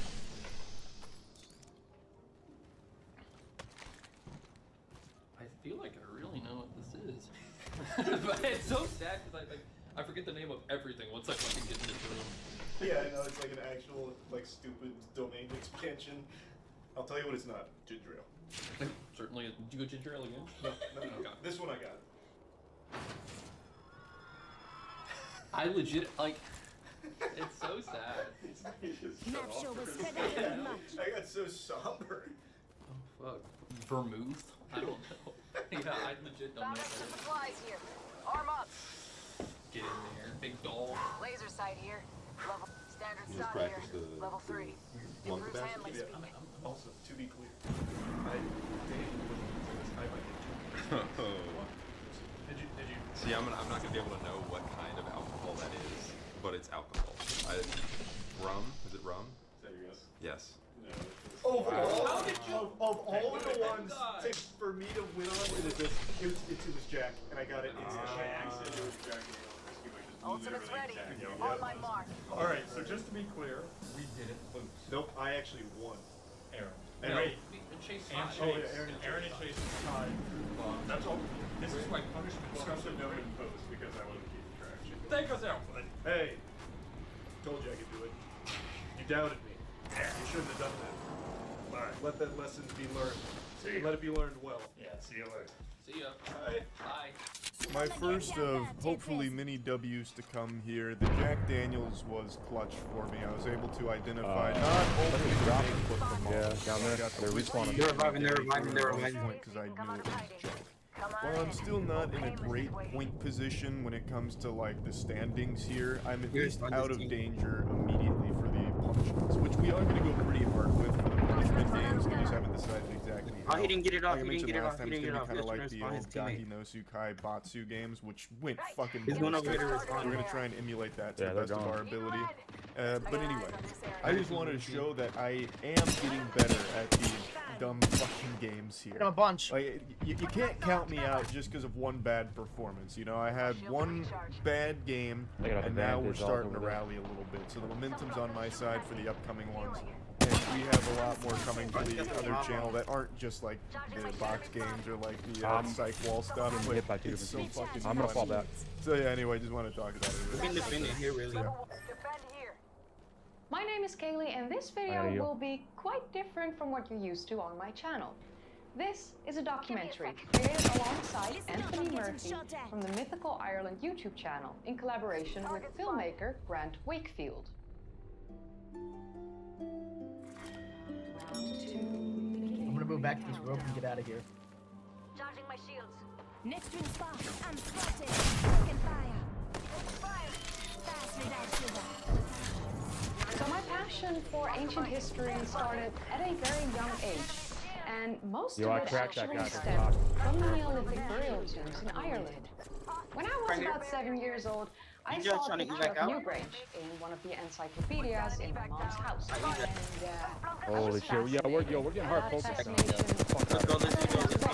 It's actually one of the reasons I started this channel, looking at burial practices from the Neolithic and the burial tombs. Different kinds of burial tombs that they created was one of the things that I actually did when I started this channel. The ancient inhabitants on the lands that we now know as Ireland created spectacular burial tombs for their dead. At least two of the individuals that were buried in these spectacular tombs were the descendants of Anatolian farmers who spread over Europe around 9,000 years ago, which I thought was pretty amazing. So the creation of these tombs, or these Neolithic burial practices, if you will, spread across this sort of line that goes from Knocknarea in County Sligo in the west to the Boyne Valley tombs in County Meath in the east. And it started at least 6,000 years ago. All four major passage tomb cemeteries of Ireland are situated along this line. These four cemeteries are Carrowmore and Carrowkeel in County Sligo, and Loughcrew and the Bruna Boyne in County Meath.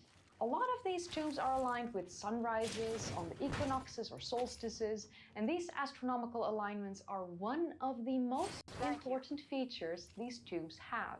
Some of these tombs have Neolithic artwork, and some of these tombs are actually aligned towards other tombs in other cemeteries, or to the location of the moon on certain days of the year. The tombs in these four major Neolithic cemeteries in Ireland are all older than the pyramids of Giza in Egypt. And in this documentary, Anthony is going to take you to Loughcrew Megalithic Cemetery. He will tell you about burial mounds located there who are actually known to the locals as cairns. So the cairns at Loughcrew have not been dated or restored, and they are among the oldest unrestored monuments in Ireland, along with the cairns at Carrowkeel. Yeah, there's gonna be teams coming in from the north. But it is, however, estimated that the cairns here at Loughcrew were created around 300 BCE, and they are slightly older than Newgrange, Knowth, and Douth in the Bruna Boyne, otherwise known as the Boyne Valley. And of course, all of you are all used to watching me sit here on my chair in my office while you're being told all these things, all this information. But today will be quite different from what you're used to. So this, up until now, was what you're used to. But without further ado, I'll show you the work of Anthony and Grant, and they will take you to Loughcrew Megalithic Cemetery. Reloading. Kill confirmed. Another notch on the belt. 29. Nice. That's a squad wipe. I think it's another team behind them.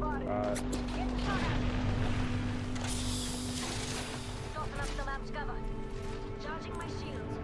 Helmet here. Mobile response. Knockdown shield here. Somebody just got respawned behind us. Somebody just got respawned behind us. With prehistoric monuments. They're right here. Passage tombs in particular are clustered together in various locations. I don't think that's There are the threat almost coming from our 300 north. of them. Some of the best known examples are the great But monuments this team, I don't think they see us. Grangemouth and Douth. There are clusters in County Sligo and Carrowmore. There's two teams out there. One of the most beautiful. You might want to go right and get out of here and then spin back in. Alright, I guess I'm not fighting. I'm out there. Yeah, they're coming this way regardless. We're gonna be going into a battle. Stay on the edge, I guess, like on this The wall. entire county of Meath. We're right up going in the left. far northwestern corner. Views from here across many clear day all the way south to the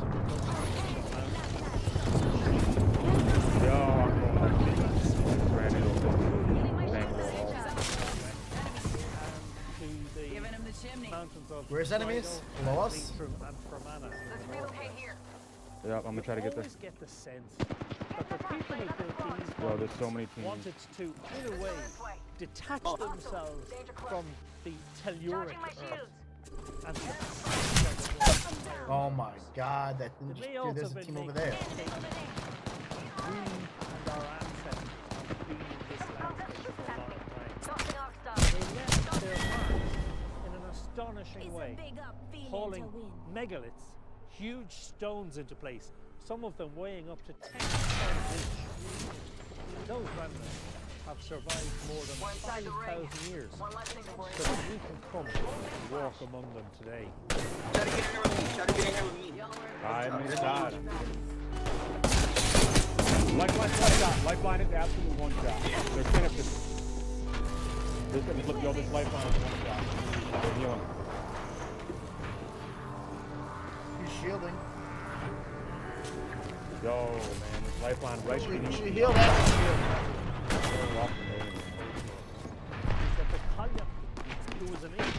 I don't know how they won that fight. I pelted them right in the fucking head with a fucking... From the I don't even know what the name like carrying a mysterious apron. Yeah, that's the one that killed me. As she alighted on each of the peaks in turn, she would tip out some of those stones from her apron. They would fall on the ground and form the cairns. But when she reached the easternmost hill, tragedy struck. She alighted on Patrickstown, but slipped and fell, and the story says that she broke her neck and died. Tradition would have it that the Cailleach is buried in a cairn on the eastern slopes of Patrickstown Hill. The Hag's Chair here at Cairn T is the single most unique, remarkable curbstone of any Irish passage tomb. There's simply nothing else like it anywhere. It's a huge block of stone. It's got a very flat base, but the distinctive characteristic of it is it's got a flat top and it looks like a chair. On its surface, there's more recent graffiti etched here in recent centuries, but there's also megalithic art. In the local imagination, people picture the Cailleach actually sitting on the chair, and a unique facet of it is that it points towards the north. It's like she sits here and watches over the dead, barren lands of the winter. Because one thing we do know about the Cailleach from the folklore is that she is considered to have cast her veil upon the landscape, making the vegetation die, making it icy and frosty as the winter comes on, before, of course, the new growth returns in the springtime.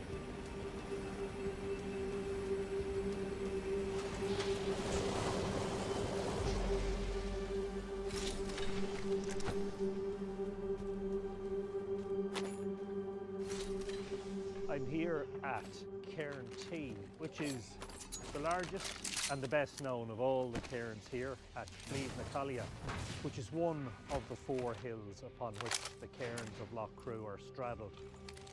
Now, this monument is probably as old as Newgrange. It may be a little bit older again. And one of the reasons that it's really well known is because up until 2018, just 6 years ago, this gate used to be opened twice a year so that members of the public could witness an extraordinary spectacle. This monument has a passage and chamber that faces towards the east to the place where the rising sun comes up out of the horizon on the spring and autumn equinoxes. And when that happens, the light shines down through the passage here into the chamber and dramatically strikes a stone in the very rear recess of the chamber, which is decorated with emblems, some of which look like they might be solar symbols. Nah, I've got set up, hey. 30 seconds remain. Havoc here. Gotta hop up here. Have a point.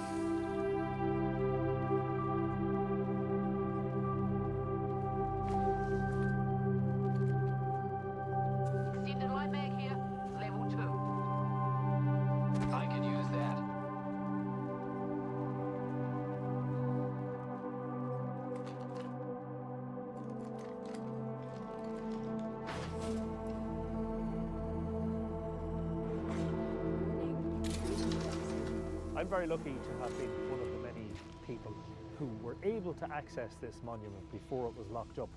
Now, sadly, the reason it's locked up is because of potential subsidence.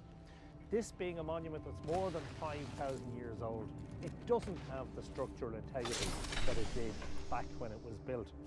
Sometime around 2018, it was noticed that there was a crack in a lintel stone right here in the passage, and the decision was made to close the monument off to public access.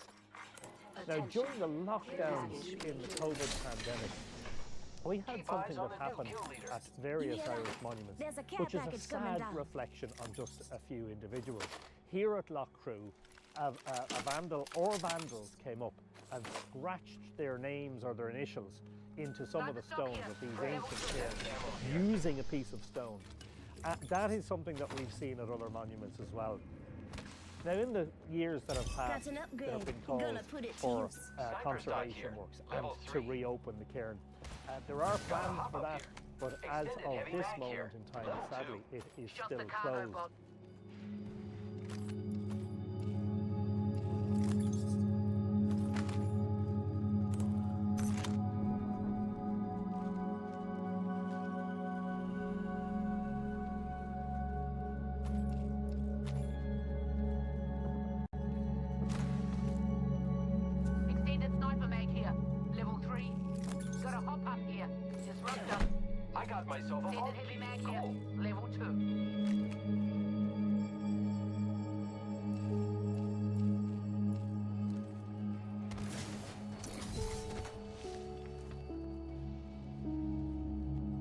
There's a jump tower over there.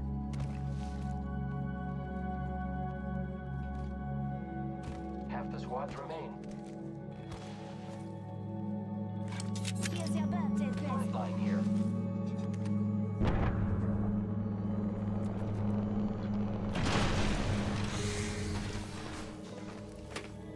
I found a vault key if anyone wants to carry it.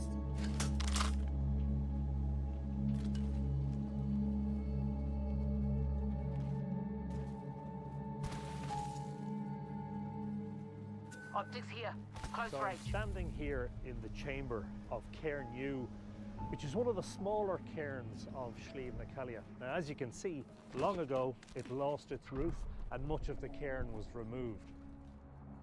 Back in 1980, the Irish-American artist Martin Brennan and his friend Jack Roberts made an extraordinary discovery about the astronomical alignment of this monument. Positioned here over 40 years ago, they were able to witness that when you look along the sightline of the passage, as it were, the rising sun at certain times of the year is directly in alignment with that passage. And you can imagine that when this had a roof and it was an enclosed dark space, that it would have become flooded with the golden light of the dawn. So from the chamber of Cairnew, we have a view of the horizon towards the southeast. Brennan and Roberts discovered specifically that there were special times of the year when the sun was in alignment with this monument. Those times were the beginning of winter, and again after the solstice, when the sun was coming back up the horizon at the beginning of spring. Now those dates in the calendar, which are in early November and early February, correspond with dates that we refer to as the cross-quarter days. They are the halfway points between the equinoxes and the solstices. It seems that the builders of this cairn were pinpointing the orientation of it so that it would mark those halfway points. Even more extraordinary is the fact that coming towards the winter, as the sun was rising further south every day, on the last day that it's able to shine in here, it's rising on the distant horizon over the hill of Tara. So the last day upon which light comes in here is basically the beginning of winter.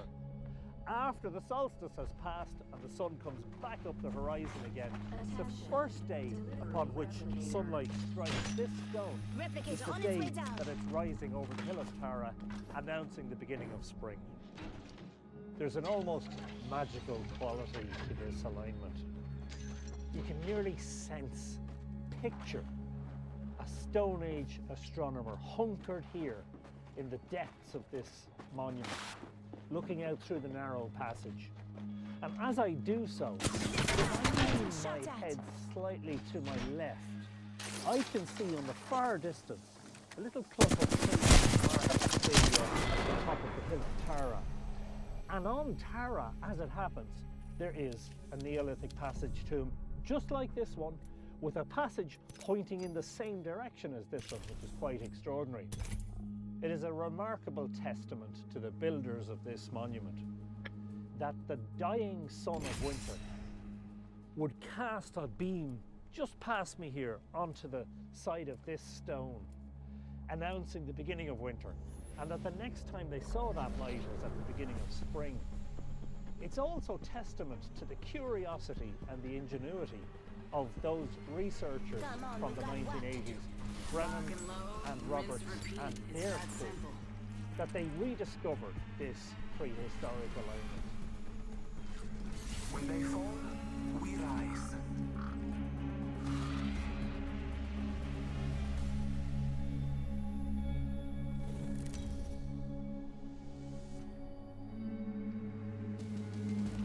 This is your champion.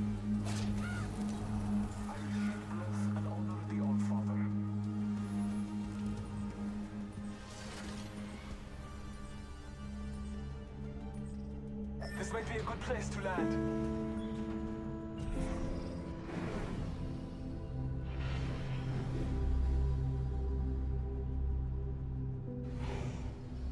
I'm here. Hold on tight. It's time to drop, shock, and rock.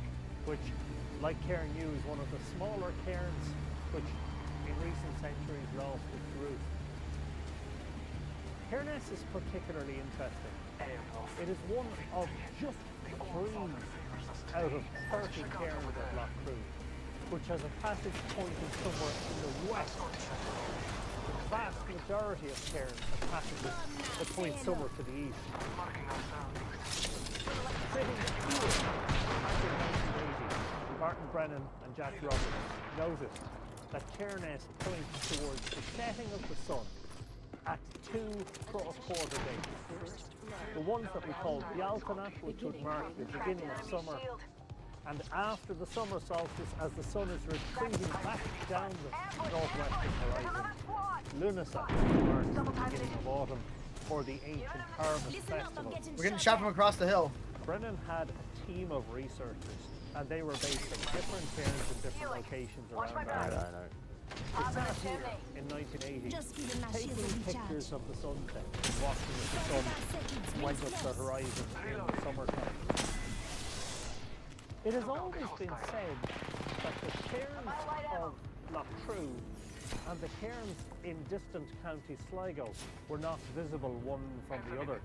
This is something that intrigued me, and the curiosity got the better of me.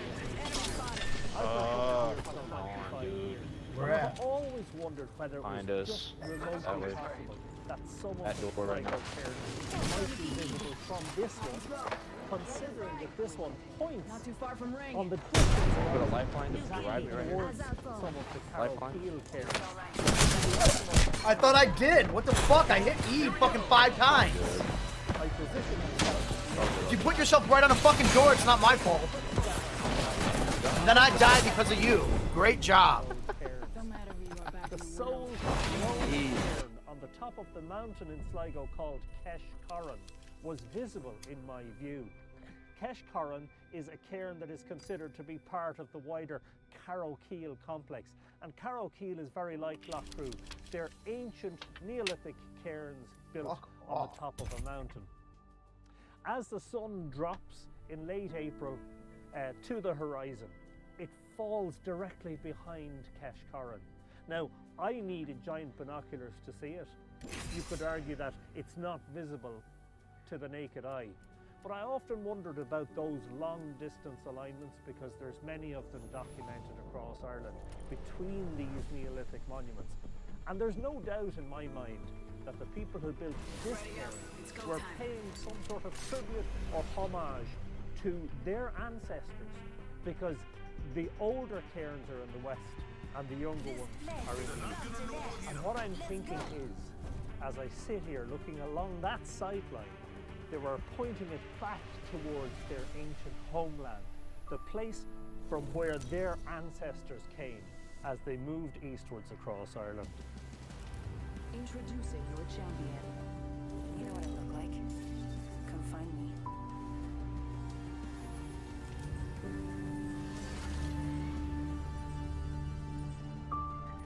What? That felt so personal. Are we friends now?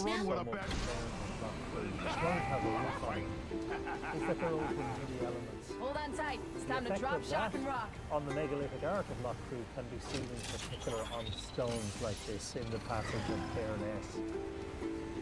When we're inside Cairn we can see that a lot of the megalithic arc is very well preserved because of the enclosed space.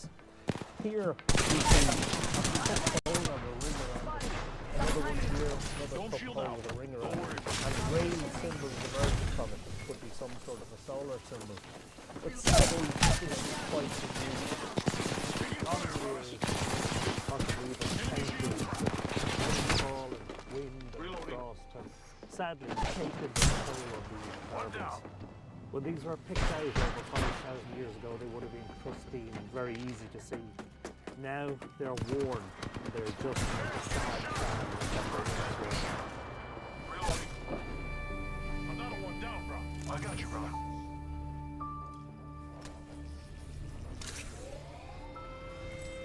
Ring. Don't shield out. Go where my brother you. You broke this here.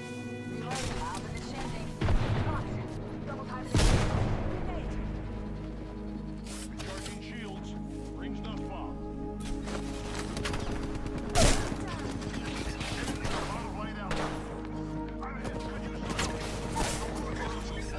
Hostile right here. Taking fire. 3-0. Spotted. Double time me. This is Cairn V, one of the smaller cairns at Loughcrew. Isn't that a coincidence? And the sad disarray of its stone leads to a little bit of confusion as to exactly what way it was designed. However, in recent years, Ken Williams has proposed that that stone marks the rear of the monument or the rear of the chamber, and that we should be looking out along this passage that detachment. Inside the next ring. Ready to win. Not only that, but he found that the setting sun in the middle of summer, at summer solstice, came down over Cairn T, directly in alignment with this passage, and its light would have reached that stone at the far end of the chamber. Got my upgrade, ladies. We have here at Cairn T and the Cairns of Lough Crew something very, very special and very precious. We have monuments. Demonic says, Tut. Of which there are less than 300 scattered across Ireland. These are a monumental record of a people from a distant past. It behoves us as the modern people to do our very best to protect these monuments and make sure that they're going to be around for future generations to enjoy. Gibraltar's back in the fight. Leveled up. It's upgrade time. Thank you. Let's see what the Dark ordered.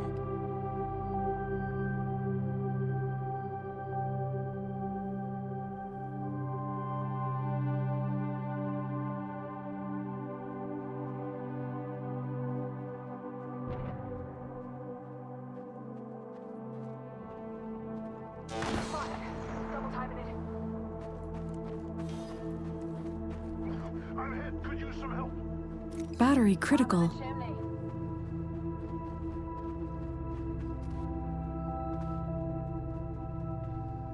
Arcs are out. Let's go that way.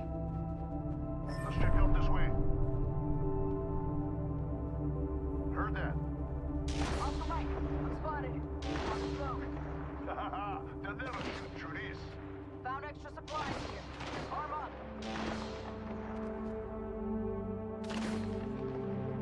I've got an upgrade waiting for me.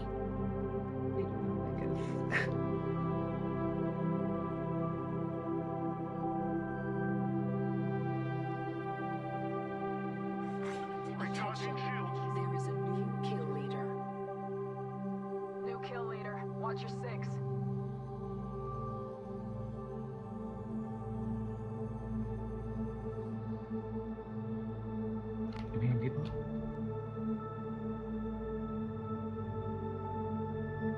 Got company out there.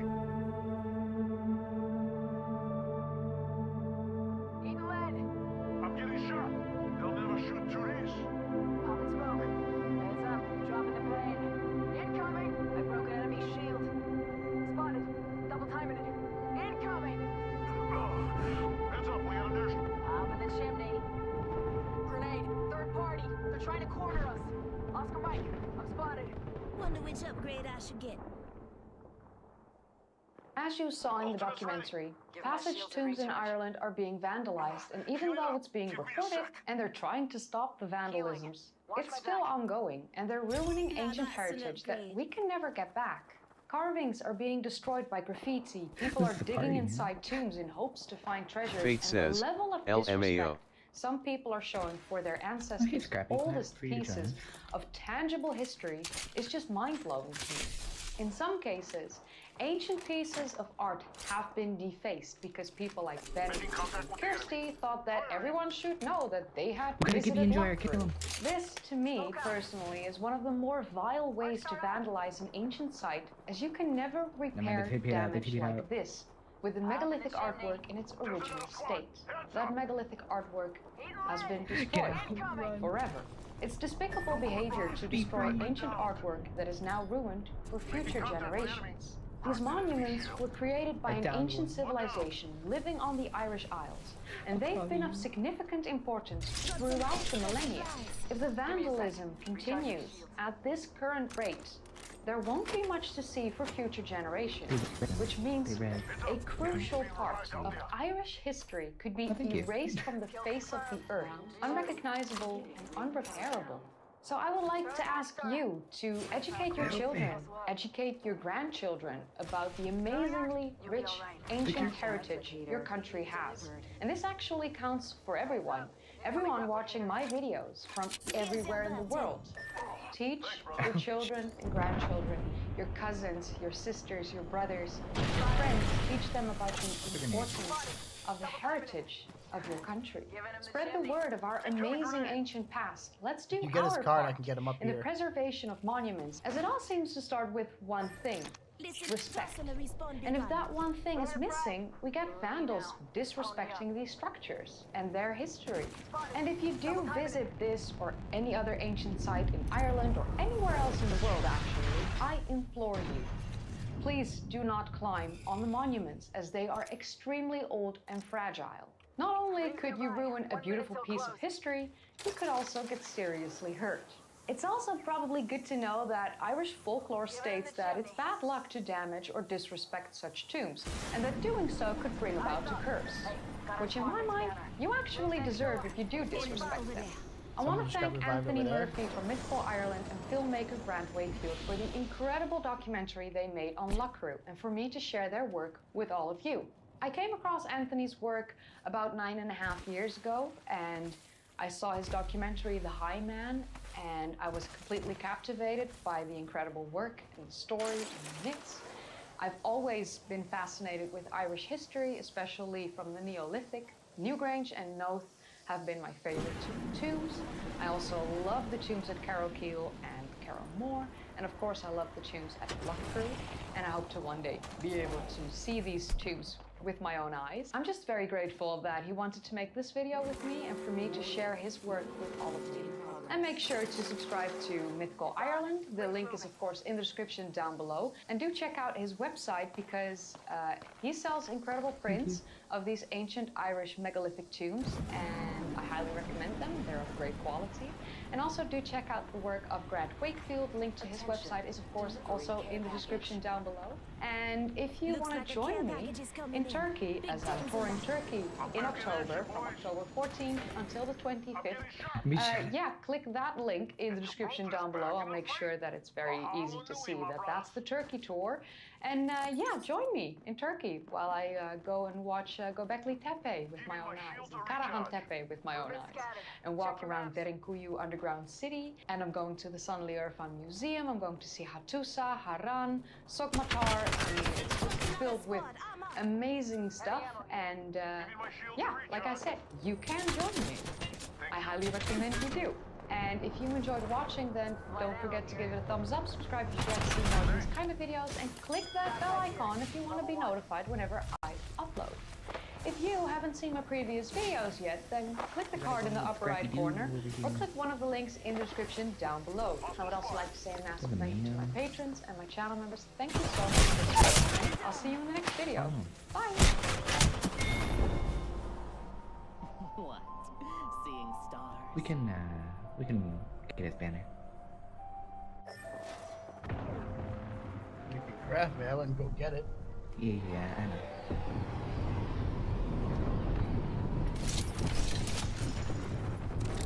Hey guys, what's up, and welcome back to my channel. So today we're going to be talking about just some what the fuck posts, mainly because I found a couple of stories that were a little bit too heavy for me today personally, and also I need to go off, but I can't go off about the thing I want to go off about, so I'm going to go off about other things. Laughs and repressed rage. I've been basically keeping tabs of posts during the week that I found incredibly fucked up. Now, a lot of these have to do with motherhood, parenthood. A lot of these have men as key players of the frustration. Per usual, my disclaimer here is that I'm underlining people being stupid. It's not about gender. Truly, if there's anything I've learned, stupidity transcends always. True equality. So there's this one that says, he's divorcing his wife because she breastfed her son.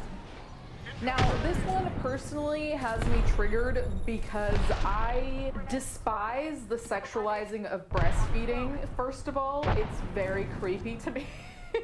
And you'll see what I mean in this particular post. Like, have your own kinks at home that don't victimize anyone, I guess. Here, it's just weird, and I don't think you should be around children. Anyway, so it's a man and his wife, and the man says, "You've been breastfeeding, you know how I fucking feel about that.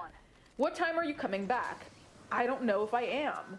Why? Are you mad at me? Yes. What did I do? It's just the breastfeeding? That, the feelings it gives me, and how I finally understand that you truly don't respect me. I do respect you, I just thought we could compromise about the breastfeeding. Talk about it? If you don't like seeing it, maybe I can just do it in a different room." This is where he called his baby's mouth a nut mattress in Wilder's room tomorrow. So fuck it, fuck you. I will never read a thread on r/AmITheAsshole because Cinna ruined that phrase for me. I will never be able to see that phrase and not think of Cinna. I don't know, but it's just like, it's some Reddit, but I can't read, I can't hear the word "Am I the Asshole" without thinking of Cinna. I never even heard her say that before. Dude, she used to be like, chat, I ate cereal today. Am I an asshole? And chat would be like, yup. And it's just like, nuts. No, it's not that. It's just that whenever he thinks of that, he thinks of, like, he just thinks of assholes. He thinks no, Cinna's actually a great person, Ashman, you piece of shit. You're the asshole, dude. Like, seriously, like, where have you been the past 6 months? Me? Hello? Mr. Oh, look, I got a gym. I'm better than everybody. Me? When the fuck? I didn't say I got a gym. I published it. I didn't make the gym. I published the gym. Espen, if you want to have drama with me, you should come on my podcast and talk about it. Wait, what's your podcast called? I'm not telling you. It's what it's a good name, right? That's what I was gonna call it. Yeah, it's called I'm Not Telling You. So if someone's ever like, oh, what's this podcast called? I'm not telling you. Okay, I'm actually playing. Who's alive? Who's alive? Who's alive? I'm gooping it, dude. Group 5, group 5. Who's breathing? Oh, sorry, I just sighed really loud. Sorry, those were kind of rude. Yeah, I'll try to breathe quieter. Who the fuck is breathing? Sorry, guys. Guys, stop. Can you do me a favor and stop breathing? Crazy sentence. I'm sorry, I'll Yeah, breathe Bonnie, less like, next time. Keep treating me like this, and like next time you're in the car, I'm gonna probably just That's crazy. talk to you. Oh, yes. Yes. Thank you. Oh my god, I'm definitely not living. There's no way. Am I really the first one dead? What a loser. Wait, grab him! Grab him! Die! Die, slugs! Holy shit. Murder! Bonnie turned into a monkey. Bonnie turned into a monkey. It's murder time! Oh, huge. I'm not doing anything you say. I'm sorry. How are you guys having so much fun? I can't hear you. I have another video. This is not fair. Stop having more fun than me. Oh my gosh, this is bad. This is actually so bad. Disgusting. Good job, Army. Damn it, that guy's not dead. I mean, I shot them. That's all I can do. You're so jealous of her. It's crazy. That's what I say. You just wish your name was Army. How? Where? Dude, oh my gosh, me and Emmy just both had knocked at the same time. Where did I possibly? Where did I? Did somebody kill double it? Where else? I'm jealous. Her name's called fucking Ermi. Why do I give a fuck if her name's called Ermi? I don't give a fuck.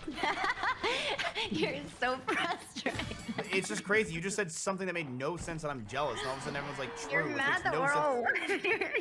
I'm jealous. I can't even. You don't even. You're not even saying anything because you're laughing. You're mad that we're breathing. I didn't. I wasn't mad. I was just tilted. Stop. No, dude, it's cool. We get it. Like it's fine, right? Like your name's not Ermi. It's cool. You wish it was Ermi. It's fine. I don't wish I. If my name was Ermi, I could literally change it in Rumble Club right now. It's true. You do get a name change. Yeah, who do you have a secret crush on right now? Ew, don't say that.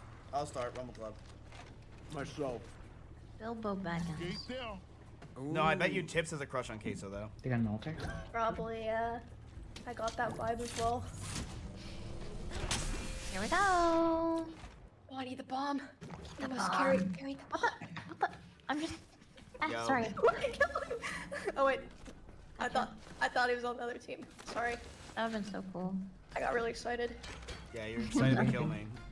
Why, you jealous? Anything? Not even a little bit. No, see, it's like, cool, we you get doing it. that giggle makes people think that you're not, but, like, secretly you obviously are, because you're jealous that Well, I'm no, giggling is a sign of jealousy. Laughing is a sign of envy. I'm knocked. Wait, I'm Emmy's laughing and- again. Oh shit, I can't stop laughing. Emmy's jealous that I'm a publisher now. No. Swat us. Did you just crack your knuckles? Yeah. I fucking hate when people do that. You also hate when people breathe and have fun, so I don't think I care anymore. Why don't chat if you hate when people crack their knuckles? It drives me nuts. Thank you. 2 in chat if you hate when people have Oh, fun. fucking. 3 in chat when you hate when people breathe. 4 in chat if you need therapy. Target spotted. I feel like nobody really needs therapy. An altar and a weapon behind a box. It's like, in my opinion, just suck it up. And go to Costco. It'll be a lot better. True. I always say this. Why do you need therapy when you have an offline chat? And I've always stood by that. This is a principle that I live by. And I have for many years. Yeah, I mean, just like, fuck me up. Like, Yeah, like, I'm sorry I did something to you. I maybe, like, said something, or you just hate me. yeah, so you have a little bit of an ego. I said Emmy, not Bonnie. No, not you. I'm talking to this exact panda guy who's obsessed with freaking knocking me out first. What irony. Now Miz is the one with an ego. That's crazy. He thinks everyone's just listening and talking to him. This guy needs to die. That's what you get. Where are you? I'm gonna throw your body into the freaking ocean. Mag dump you. There you are. I see you. Yes, die. You stupid shit. Wait, can we? It's a huge ad. Actually, no, it's not an ad because we own the company. Yeah, it does. It has like kind of similar aesthetic to Fall Guys. Can we play it again? Self-ad. Just because you say something in chat does not mean we're I never get to play Dang, with you guys got all the way to Team Deck verified win. Apparently it works now. Apparently they fixed it in the middle of the day. Hey, has been Change the map. you realize Yeah. Oh, yeah, Oh, that would be fun. So it has like the same sort of aesthetic of Fall Guys, but it's more of like a Gang Beast type of.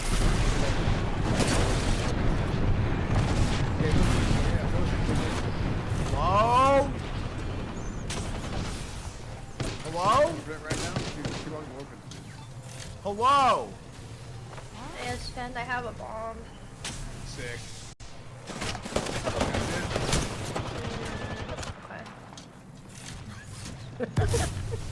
Hello? We must have got knocked into the Yo! Died. Ow. No,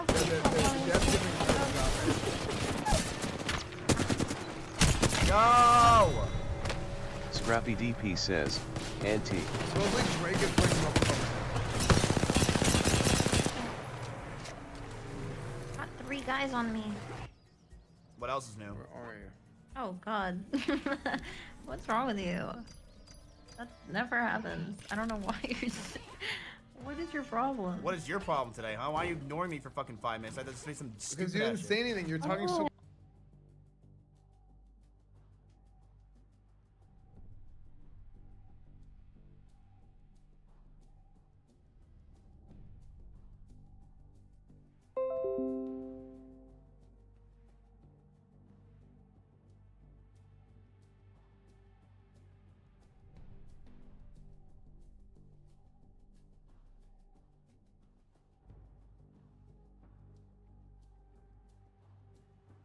I didn't know you. I'm not talking quietly, Espen. You're just not shutting up. You're like the game. How about my fucking feelings? I'm out here fucking squeaks in my shit. I'm a fucking donut. No! I'm dead again. Maybe I'm just not good at this game. Like, which is crazy. I'm usually good at everything I touch.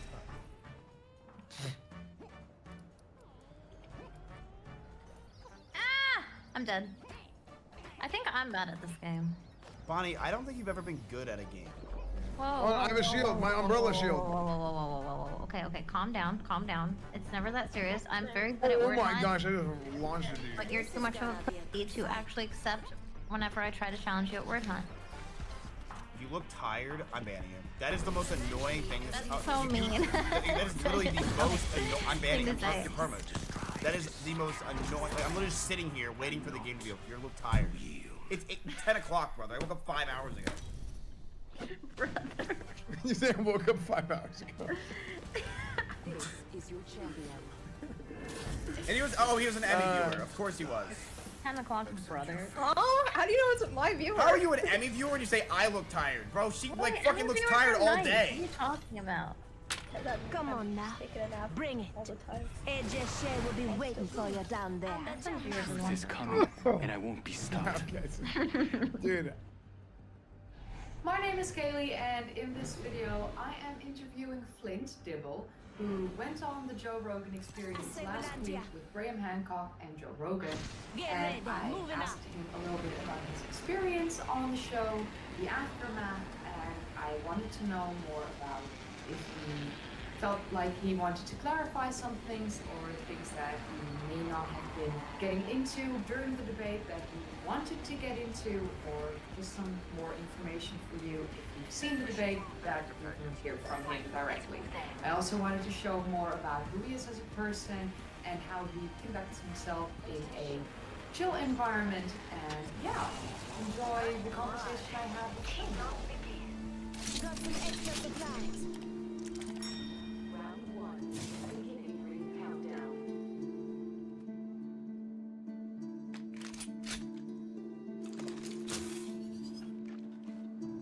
Flint, how about you tell us what your experience was on the Joe Rogan Experience, and yeah, we want to hear more about it. Yeah, so first off, hi, I'm Flint Dibble. I'm an archaeologist and I work at Cardiff University. I'm a research scholar there. And yeah, I also do a little bit of YouTubing and Twittering, so check me out on YouTube and Twitter. I did have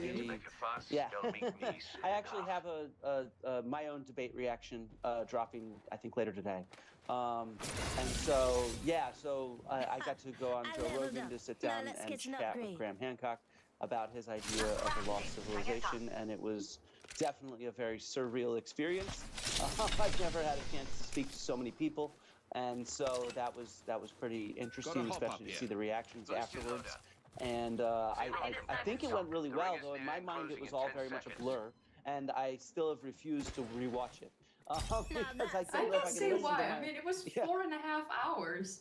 Yeah. That would become like this massive blur in someone's mind. And I'm writing a response video to it, and I got into like the 20-minute mark at this point, like while writing a response. So it's I can understand why it's a blur. Yeah, 4.5 hours is a long time for anything. And to be honest, the three of us, Joe, Graham, and I, agreed we were completely exhausted afterwards. And even during the intermission break, I mean, Joe came up to me, he's like, man, this is exhausting. And I'm like, yeah, this is exhausting, but let's keep going, you know, because we have more to get on. And I think we all wanted to do, but yeah, it's definitely a long time to have a conversation. I've taught classes, for example, and a 3-hour class is a long session. This was 4.5 hours, and especially because Graham and I disagree on so much, it makes it feel even longer. You know? And I've done like 2-hour live streams on my channel where it's just me talking, and after that 2-hour mark, I'm done. I'm exhausted. I need sleep for like a week or so. Exactly. I mean, teaching an hour-long class, same thing. Recording an hour-long sort of lecture. It's just your beat afterwards. It takes a lot of energy and emotion, and you know, you did all this prep in advance, and so it just sort of comes out of you. Yeah. Yeah. So, were there things during the debate that you feel like?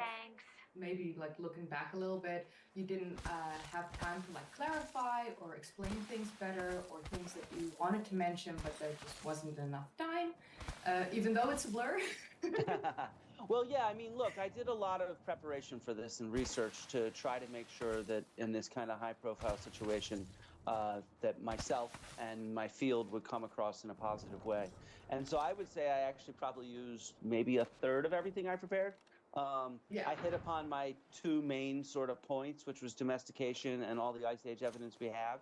But one of my key avenues of research and engaging with the public is the story of Atlantis. I'm a Greek archaeologist, after all. I work in Athens, and in that story, Athens is described. So I did not get to go through that at all. It never came up even in the least. And, or just really briefly, at one point, Graham brought up the Edfu text as proof of Atlantis, and I actually had a whole response ready for that, because he will be on the YouTube video that drops today on my channel, actually, because it's an important example of how Graham misrepresents scholarship and evidence, and he does so.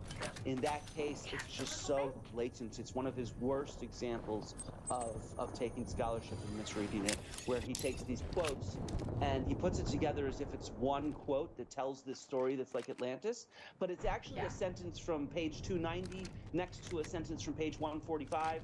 Next, I'm making up the numbers, I'd have to go check. But it's like, you can't do that as one quote. It's sentences from 100 pages apart in a book that's not even quoting the Edfu text. It's a example. It's a book on Egyptian religion, and so it's just like that's totally blatantly misrepresenting the source that you are using. And so, like I said, that's a small little thing. But so the cherry picking that he does is something I wanted to get across. Another important thing that I explained, but just in brief, and I wish I had more time to delve into, is there's this misconception that the older things are, they're more likely they are to disappear, as if time is what makes archaeology disappear.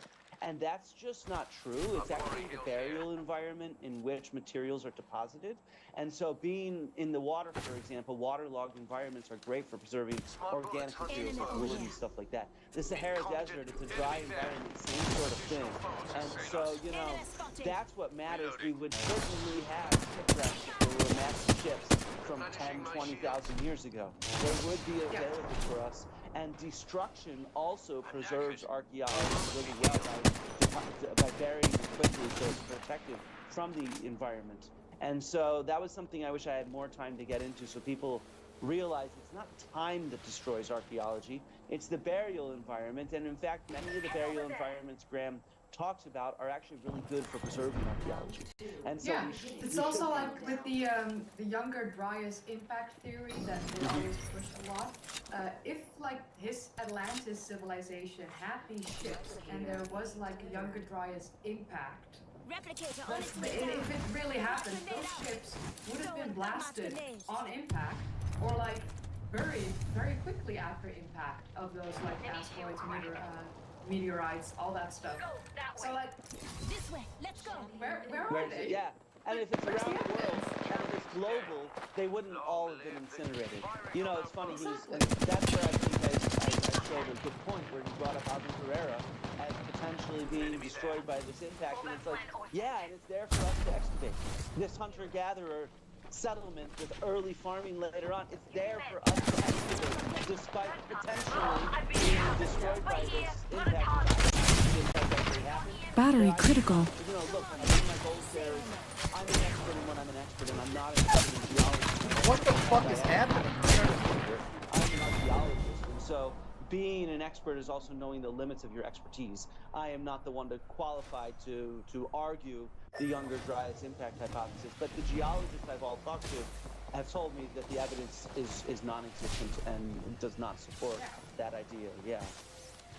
Yeah, like it's exactly like that. It's like Carl Sagan used to say, extraordinary claims need extraordinary evidence, and he makes extraordinary claims. But like in my, I used to watch. I read his books. I used to watch shows in where he was in when I was younger. It sounded amazing. It reeled me in. Like, of course, who doesn't want to believe such a thing? I was young. I wasn't knowledgeable about the ancient past. But the more and more I started doing my own research, and the more I started working together. Scrappy DP says, "What he doing?" The more I saw that there is no evidence for what he's claiming. And there is all the evidence for the hunter-gatherers. Scrappy DP says, "We won't make it out there." Scrappy DP says, "Storm is already moving." And cities weren't just created overnight. Like the city of Uruk wasn't just. Scrappy DP says, "And we're coming into the storm." It gradually continued, and they started building more, and then they came to a point of creating monumental architecture with like the ziggurat and the White Temple on top, and that was around the moment where they also had fighting and they had like laws, and that's the point where you see this is the birth of civilization. This is the point where we shifted from communities and settlements to a city-state, and from there on civilization grew and expanded across the globe. Yeah, there's no way for me to even do it. It's so obvious. What can I do there? It's really key that we sort of also just recognize how diverse our evidence is around the world. You know, we have these different domestication events happening in different millennia all over the world. We have urbanism developing independently in different millennia all over the world. And so it's not even just this one trajectory of a birth of civilization, which Graham, I think, rightly critiques. That's an early 20th century sort of model of how to look at the past as if there's this linear progression trajectory, when in fact history is just all the different things that humans do. And so, you know, what we see in different areas of the world is somewhat different as well. You know, different forms, monumental architecture at Göbekli Tepe. People claim that that's earlier than we expected, but I mean, we have these monumental sort of mammoth structures from earlier Scrappy than that, DP like says, 10,000 years. why residential me there? Göbekli Tepe was found, those T-shaped pillars were found at other sites. And so, you know, I think we need to recognize that it's not just the few famous Scrappy sites that DP everybody's heard of. says, There's why so not much go that- into the next circle? The few famous sites are famous because they're so extraordinarily well preserved and photogenic, but we have traces of the exact same things at multiple other sites that are not nearly as photogenic, and so therefore it's only scholars that are familiar with that kind of literature. And so I think that that's really important. This picture is based on just so many dots on the map. Scrappy in so DP many says, different regions. or It's get not there like before the storm just was one moving. site here and there, you know? Yeah. Yeah, and even like monumental architecture itself spans. Scrappy DP says, all that time just to have me die. Yeah, we have like in the Bruniquel cave in France, we have all these Neanderthals that painted. And they also created possible. Yeah. But, like, Scrappy they also DP says, you're not even aiming at anyone. on the surface, Scrappy like on the DP paint says, on the surface. WTF. So, Scrappy DP says, it's no not wonder. just us that we're like, And what was it? Just last year, I think it was a publication on a wooden architecture from 480,000 years ago. And so it's like another example of how wood can preserve in the right environment for hundreds of thousands of years. And so obviously when the population density of humans is quite low, you're not going to have nearly as much evidence. But if you're trying to claim some advanced civilization that's populating the globe, well, you're going to have that somewhere, you know? That's how do we have, as I said, the ephemeral traces of hunter-gatherers everywhere from this period, and yet we have nothing from this. It's the preponderance of evidence is really clear, if you see what I mean. Yeah. So how was it for you, like, after the debate aired? I'm not sure, like, how much time there was between you sitting there and debating and, like, the debate airing, but how was it for you that after the debate aired, what was your experience with, like, feedback from the public, from people you know, but also people you don't know? Of course, there are probably some definite Graham stands that don't really like you and possibly were a little bit rude to you, but, like, that's unfortunately also a part of this stuff. And how was it, like, did Joe say anything to you afterwards or reach out to you? Yeah, so, I mean, yeah, so the debate was actually the debate. I think calling it a debate is somewhat silly in my mind, because there were no formal structures, and plus, science is not built on oral debate, it's built on written publication, and so that's where our consensus comes from. No decisions are made from an oral presentation. That's just one other way of disseminating some of our ideas and evidence, which is an effective and important way of disseminating what we have to say, but it's not really like we sit down and debate each other. And so that was how I treated it, as me almost giving like a lecture to people, you know, and that's how I built my argument and my strategy in that way. And so in the aftermath of it, it was done on Monday and it was released Tuesday. So it was released like 18 hours after we finished, very quickly, very fast turnaround. They're very professional about it in that sense. You know, like I said, I haven't watched it. From what I gathered, very little was edited out. And I'm fairly sure of that, just given the length of it. It matched up what I assumed the length to be. So I really am grateful that, you know, so many times archaeologists try to express what they have to say in documentaries or shows like Ancient Apocalypse or Ancient Aliens, and we are effectively censored. We get clipped out of context so that what we really have to say is not shared with the public. And I think that that's part of the problem. The public doesn't really have the opportunity to take archaeology courses in school. And so the only opportunity you have is at university level, and of course everybody's busy with different things at university level, so very few people take them. And so it's something that people just don't understand, and that's where the response is. I was very grateful for a lot of people that sort of said, hey, I never realized that this was how archaeologists approach things in the 21st century, you know, because so much of how archaeology is represented is really distilled what I would call a 20th century approach to it. And so focusing on some grand monuments, focusing on these kind of hunts and searches and da-da-da-da-da. And it's like, man, that's not what we do at all. We have hypotheses that we test with excavations in known areas because we've excavated everywhere in the world at this point. You know, because of construction, infrastructural development, archaeologists and archaeology is everywhere, millions of sites, billions of artifacts. And so we have a huge data set upon which to start asking really interesting, specific questions about people in the past, right? Or animals or plants or the environment or whatnot. And so it's like, that's what archaeology is, and I was really grateful to see a whole lot of people take heart with that, including a lot of former Graham Hancock fans. I've seen hundreds, if not thousands of posts and messages from people that sort of said, you know, I came into this as a Graham Hancock fan, and I left realizing how much evidence archaeology really has and the interesting questions they can ask. And so in that sense, I am extremely grateful and pleased with the result. I think that it's really important to share this stuff with people, and it was an environment where there's a lot of people who are interested in hearing about it. And yeah, there's trolls and there's assholes online. But What? That's something that's easy to run on. I don't want any part of that. I didn't mean to do that. Goodbye. Trolling would be even worse. So it's gone past.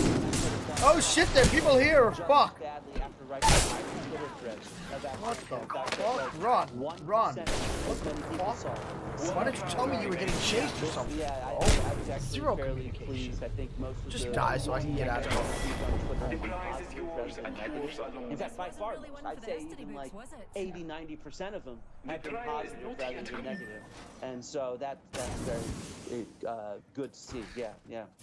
Yeah, from what I saw online, like the majority was very positive about how we presented everything and the evidence that you showed and the knowledge that you shared. I think, yeah, definitely the overall population, majority of them that saw it were very positive. Definitely. Yeah. And I think a lot of I think that like this was kind of the best thing that could have happened at this point with the alternative community and archaeologists and the discourse surrounding both those worlds. I think this debate, even though it wasn't officially a debate, but like we'll call it a debate. It was a very fun podcast.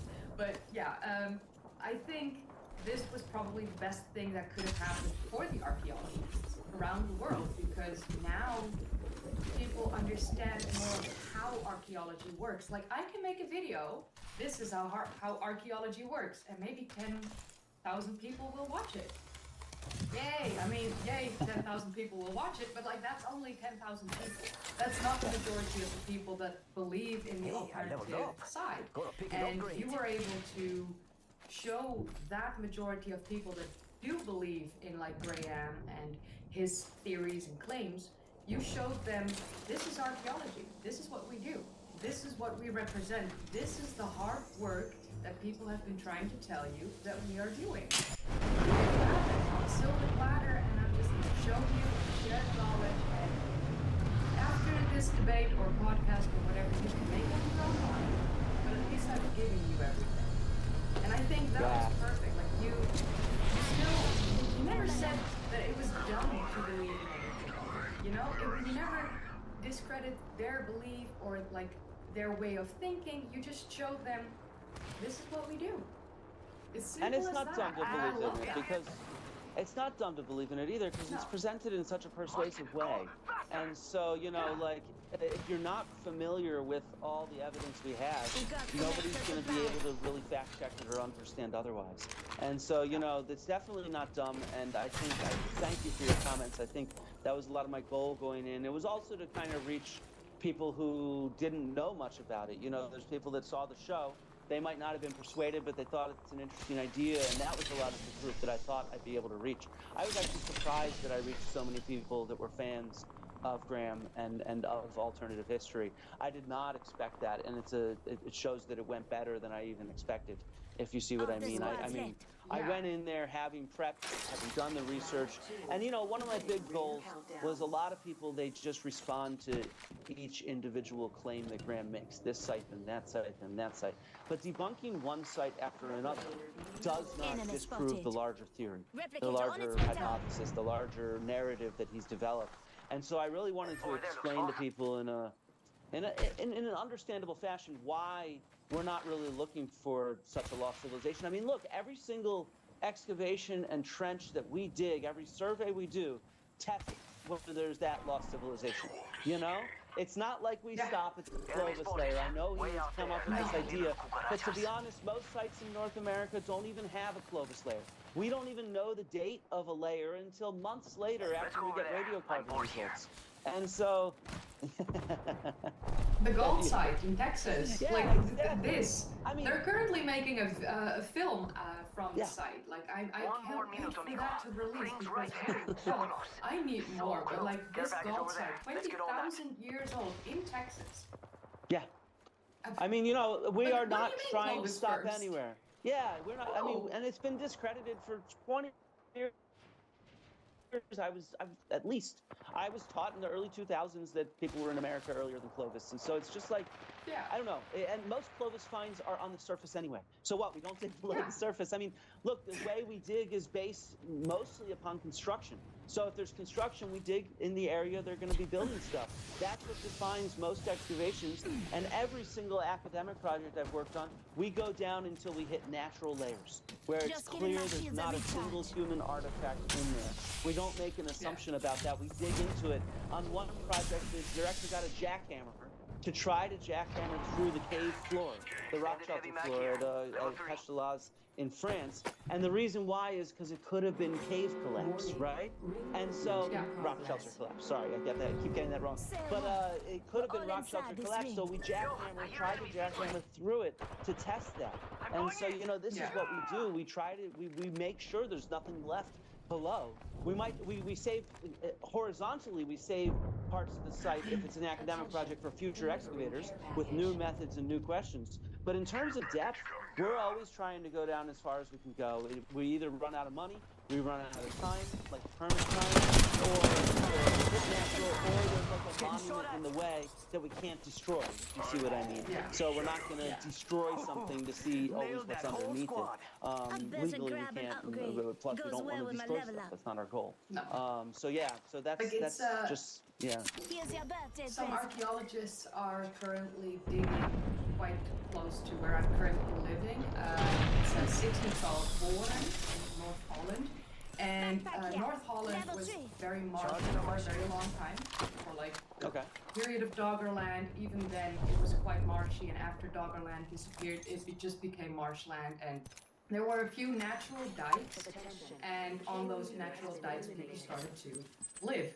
I was born on one of those natural dikes, but currently I live in a different part. And in Hoorn, they're trying to find evidence of people living here before we establishly know, you know? So it's like, can we go back further than 1,000 years? Were people here further ago? So they started digging, but they started like removing one of the apartment complex buildings, and so they destroyed that building, and then they dug all the way to the foundation, got that out.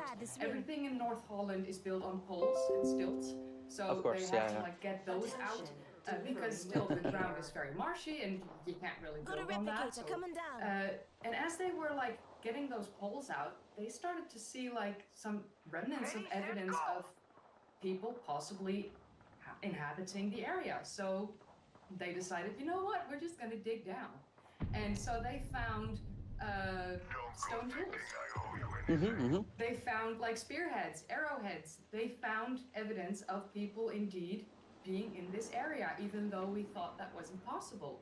They haven't been dated yet, as far as I know. They're currently still excavating and researching, but it shows to me that even this close to my house, in a part of the world that used to be thought uninhabitable until like 1,000, 1,500 years ago, we possibly have evidence of people living here way before, hunting here in a time period where we thought that was impossible. And it just shows archaeology goes above and beyond, in my opinion. And I'm actually surprised people would not think that it's not habitable, but useful hunting grounds. Usually wetlands are very biodiverse. So the Neolithic project I worked on in Albania, I brought it up during the podcast, Vashtami, directed by Susan Allen at the University of Cincinnati. You know, it was one of the earliest Neolithic sites in Europe, one of them. And so part of her hypothesis is that people that moved into Europe with farming, they weren't just interested in farming, they were targeting wetland, biodiverse areas because also hunting and gathering. Yeah, so did I mention the project, the Neolithic project in Albania, directed by Susan Allen? And so there, it's one of the earliest Neolithic sites in Europe. And so one of her hypotheses is that the people that were entering Europe from Southwest Asia, they were targeting biodiverse wetland regions because, you know, hunting and gathering in that area could supplement their farming. But yeah, it's difficult to excavate such areas, that's for sure. And so that makes it also more challenging to, you know, like you said, everything's marshy. Excavating a marsh is not very easy. Yeah. I know, like the town I grew up in was like, it's over 1,000 years old, the oldest part of it. And the youngest part is almost 950 years old, which for North Holland is like near the very oldest towns that we have. Like that's the kind of oldest date because there really wasn't much to build anything on. Like, you can try and build a shack on Mars.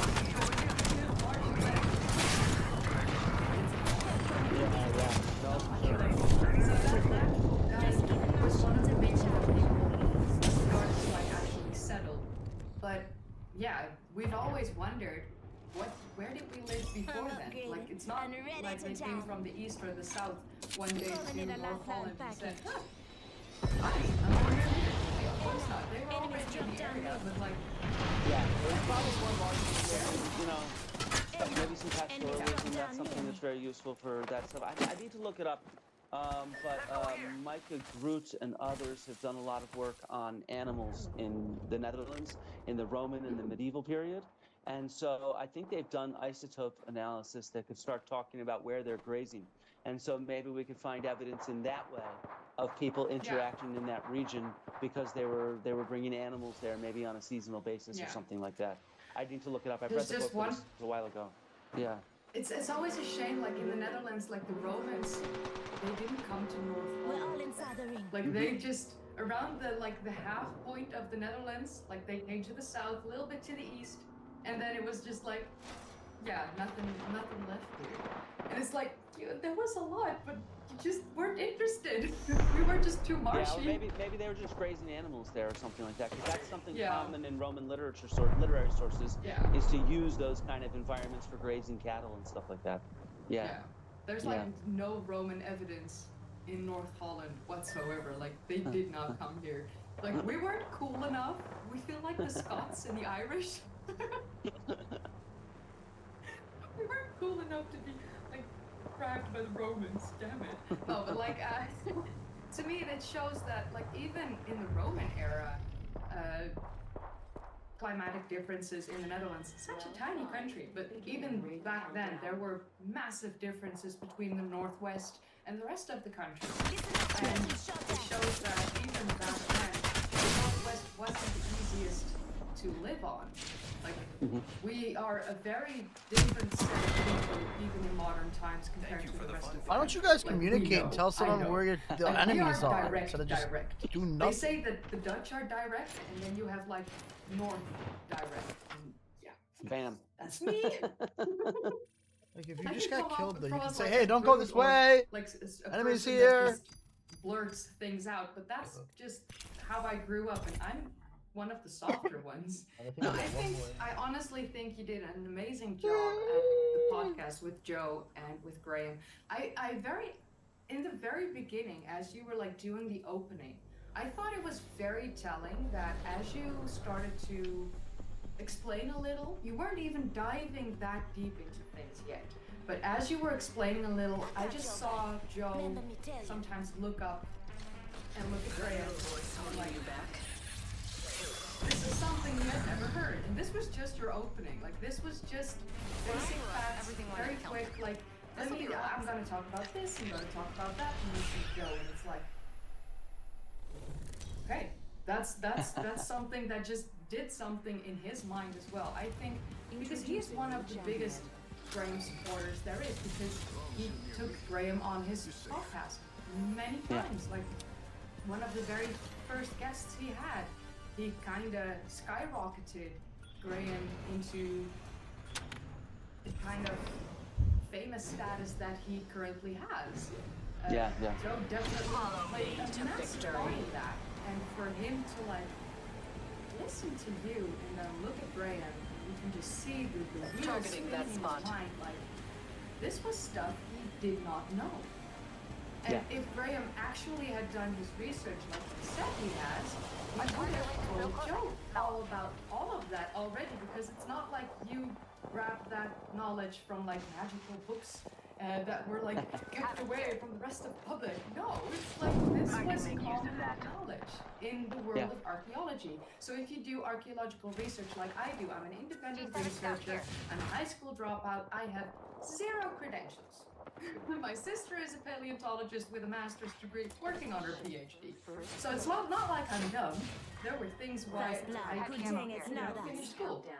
But I'm an independent researcher.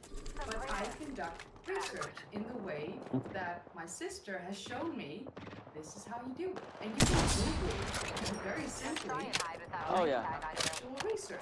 So it's not difficult. None of that. You know, everyone is able to do this. I'm coming over towards you. And Graham is someone who speaks a lot about how much research he has done over the past few decades. And it's like, reloading.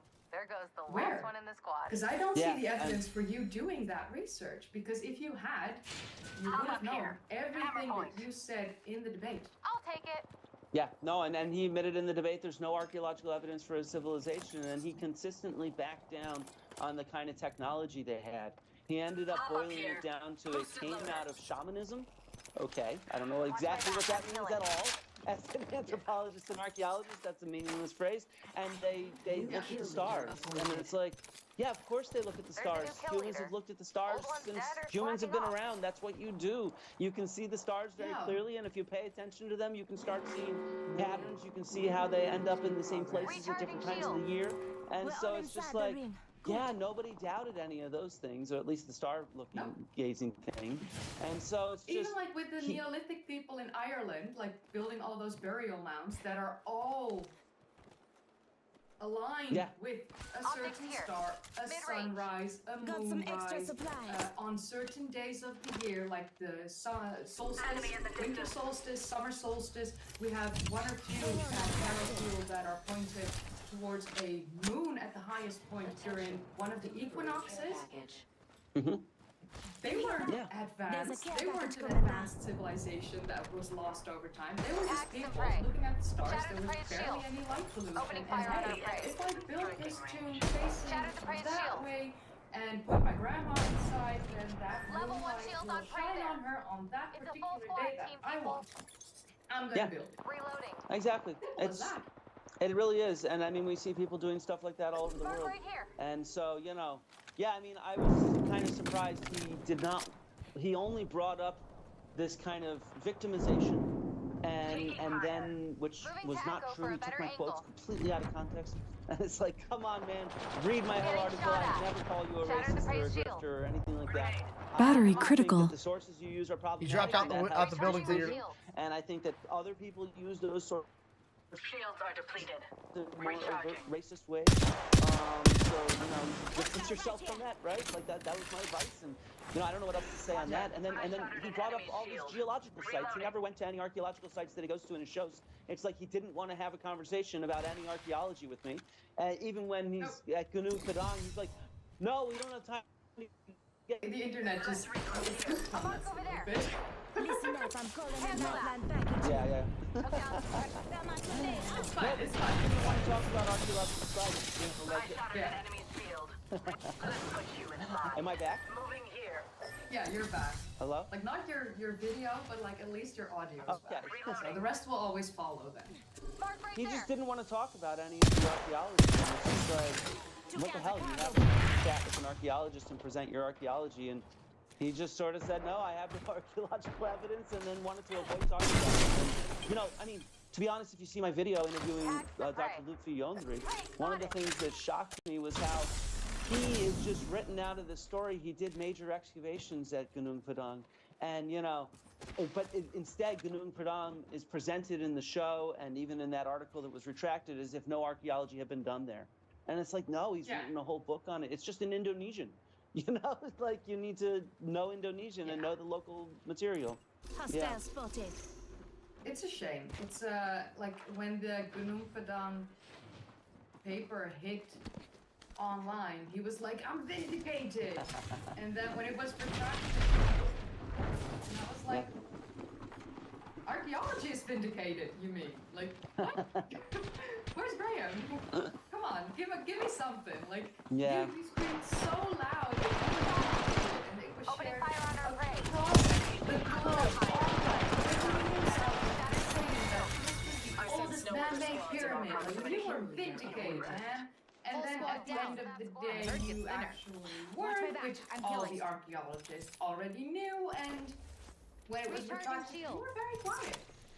It's like, own your faults, own your mistakes, just as hard as you own your wins. Like, if I make a mistake on my video, I will definitely own it. If I, like, say a name not properly, like Homo erectus, it's Homo erectus. I always say Homo erectus. It's my homie. Yeah, so exactly. I just owned it, and I gave a picture of Homo erectus, like glasses and a joint, and it was like da-da-da-da-da. It was my homie, you know? Like, I'm just gonna own my mistakes. It's fine. We are human. We all make mistakes. No one is perfect, but just own it, and don't be quiet and think like, hope this will disappear. Because it won't disappear. It's online. It's never going to disappear. And I have to say, I'm really upset sometimes with journalism and media. Graham tried to say that, like, I'm a puppet master or something of that. And it's like, no, if I had any influence on the media, I would expect the media to have as many articles about the retraction of Gunung Padang as there were articles on the 26,000-year-old pyramid. And instead, the media fell hook, bait, and sinker for, you know, that narrative, the original narrative. And then when the retraction comes, it's mostly silence.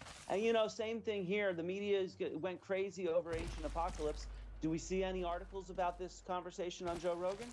No. If I controlled the media, there'd be articles aplenty already praising me and all this kind of stuff. And yet there's nothing.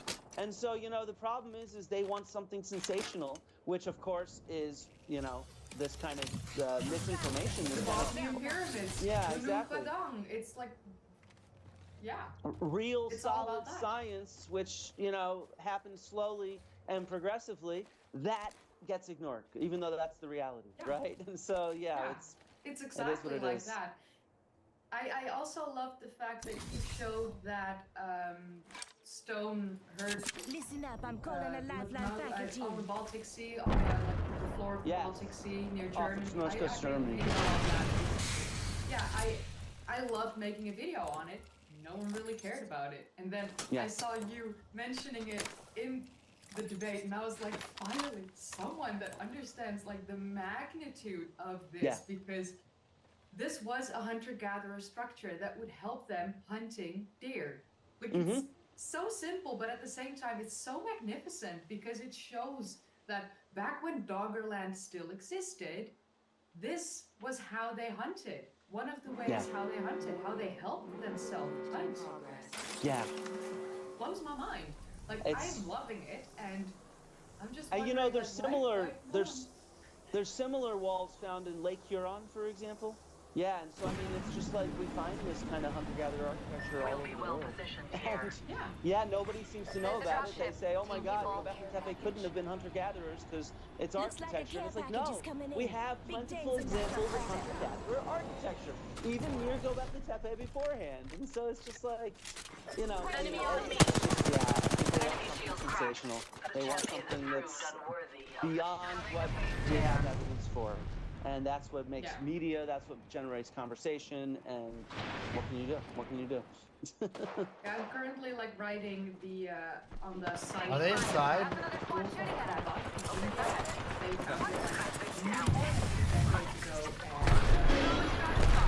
Last week or so, suddenly an article popped up that was because they found a piece of wood dating back to 7,000 years ago. So let me retract that. 7,000 years ago was actually already the birth of So like, what do you mean, new birth of civilization? That still stands. And at the same time, that piece of wood was probably from a bit of forest that was drifted to this site. Because it's not even sure if it's an actual settlement. They just see some geographical alignments on the seafloor. And all the artifacts or geofacts that they found were all recovered through dredging. Yeah. None of them were seen in situ. It's like, what do you mean? This is like, what? It's the same as like Samir Osmanagic with the Bosnian pyramids saying, oh, well, that's the Pleiades. People came down and they started Atlantis and then they created these Bosnian pyramids. Like, I'm just going to say a lot of things and I'm just going to say that they're 12,500 years old and then I'm going to change it and say 25,000 years old and now I'm going to just change it to like 34,000 years old because that sounds a lot more awesome. And I'm like, there's zero evidence. You want to go to Bro, no, we're going to play a couple games. It's buzzwords. It's buzzwords. And you know, we barely play Apex, bro. The thing that gets reported. You barely hit me up to play Apex. And so it creates this kind of impression that things keep getting older, when in fact a lot of people are still younger. You know, I forgot to make that point. Like my colleague here at Cardiff University, Julia Best, she's on a series of teams that work on the domestication of chickens. Turns out chickens have been domesticated thousands of years after archaeologists and they've Did you ever circle back? Thousands of years after archaeologists used to assume. So you shut I'm on the fuck all up. the time. Or, you know, as an example, my own field of study, the Persian who the fuck are you talking to, bro? leaves a huge Both of you. set of data for us Figure to it study. out. And what it's proven is, for example, red figure pottery. You know, that sort of red on black Athenian pottery. That started, you know, 50, 60 years later than we assumed. Shut the fuck you know, up. this happened all the time, the Santorini eruption. Ain't nobody talking to you, bro. Get the fuck out of my conversation. No. Get the fuck out of my You conversation. try to say that while I'm standing next to you, you get fucking stomped out, bitch. Snowflake. Snowflake, you're a dumbass. Bullshit. I got more hand-to-hand combat hours than you ever had. Look how sensitive you got. Look how sensitive? You said shut the fuck up to me. It's not sensitive. It's called responding to you like a man, you bitch. Oh, like a man, you bitch. You sound like a little You're the one who goes, oh, you're a snowflake because I fucking responded to you. Fucking bitch. You're a little bitch. You're the snowflake. You can't handle it when someone comes back at you? That's what your response is? You're crying? That's your fucking verbal game? Jesus Christ. God, go back to the streets and learn something, you loser. Dude, what does the shoes have to do with anything? It has to do with you have no education. You speak like a fucking incompetent dumbass. But I mean, we have. Well, because you use big words like competent and you think they used it in a correct way. I said incompetent. I wouldn't expect you to know the difference, though. Oh my god, you're so sensitive. I'm so sensitive. Look at me, mommy. Come help. More and more. That's assumed. Yeah, that's what I would think too. That's what we do. Every article I publish changes the paradigm of history. Same thing with every article my colleagues publish. We use new methods, we find new evidence, we have new questions, and so that's just what we're in the business of doing. We're in the business of discovering more and changing what we understood. I'm waiting for new DNA Miss Sensitive over there by herself. Do DNA further Little back, Miss Sensitive. further back, like all the way back to like home. Oh, it's coming. There's a lot of yeah. I mean, it's already there. We're gonna try that out. Of being able to apply it more plentifully, let's say.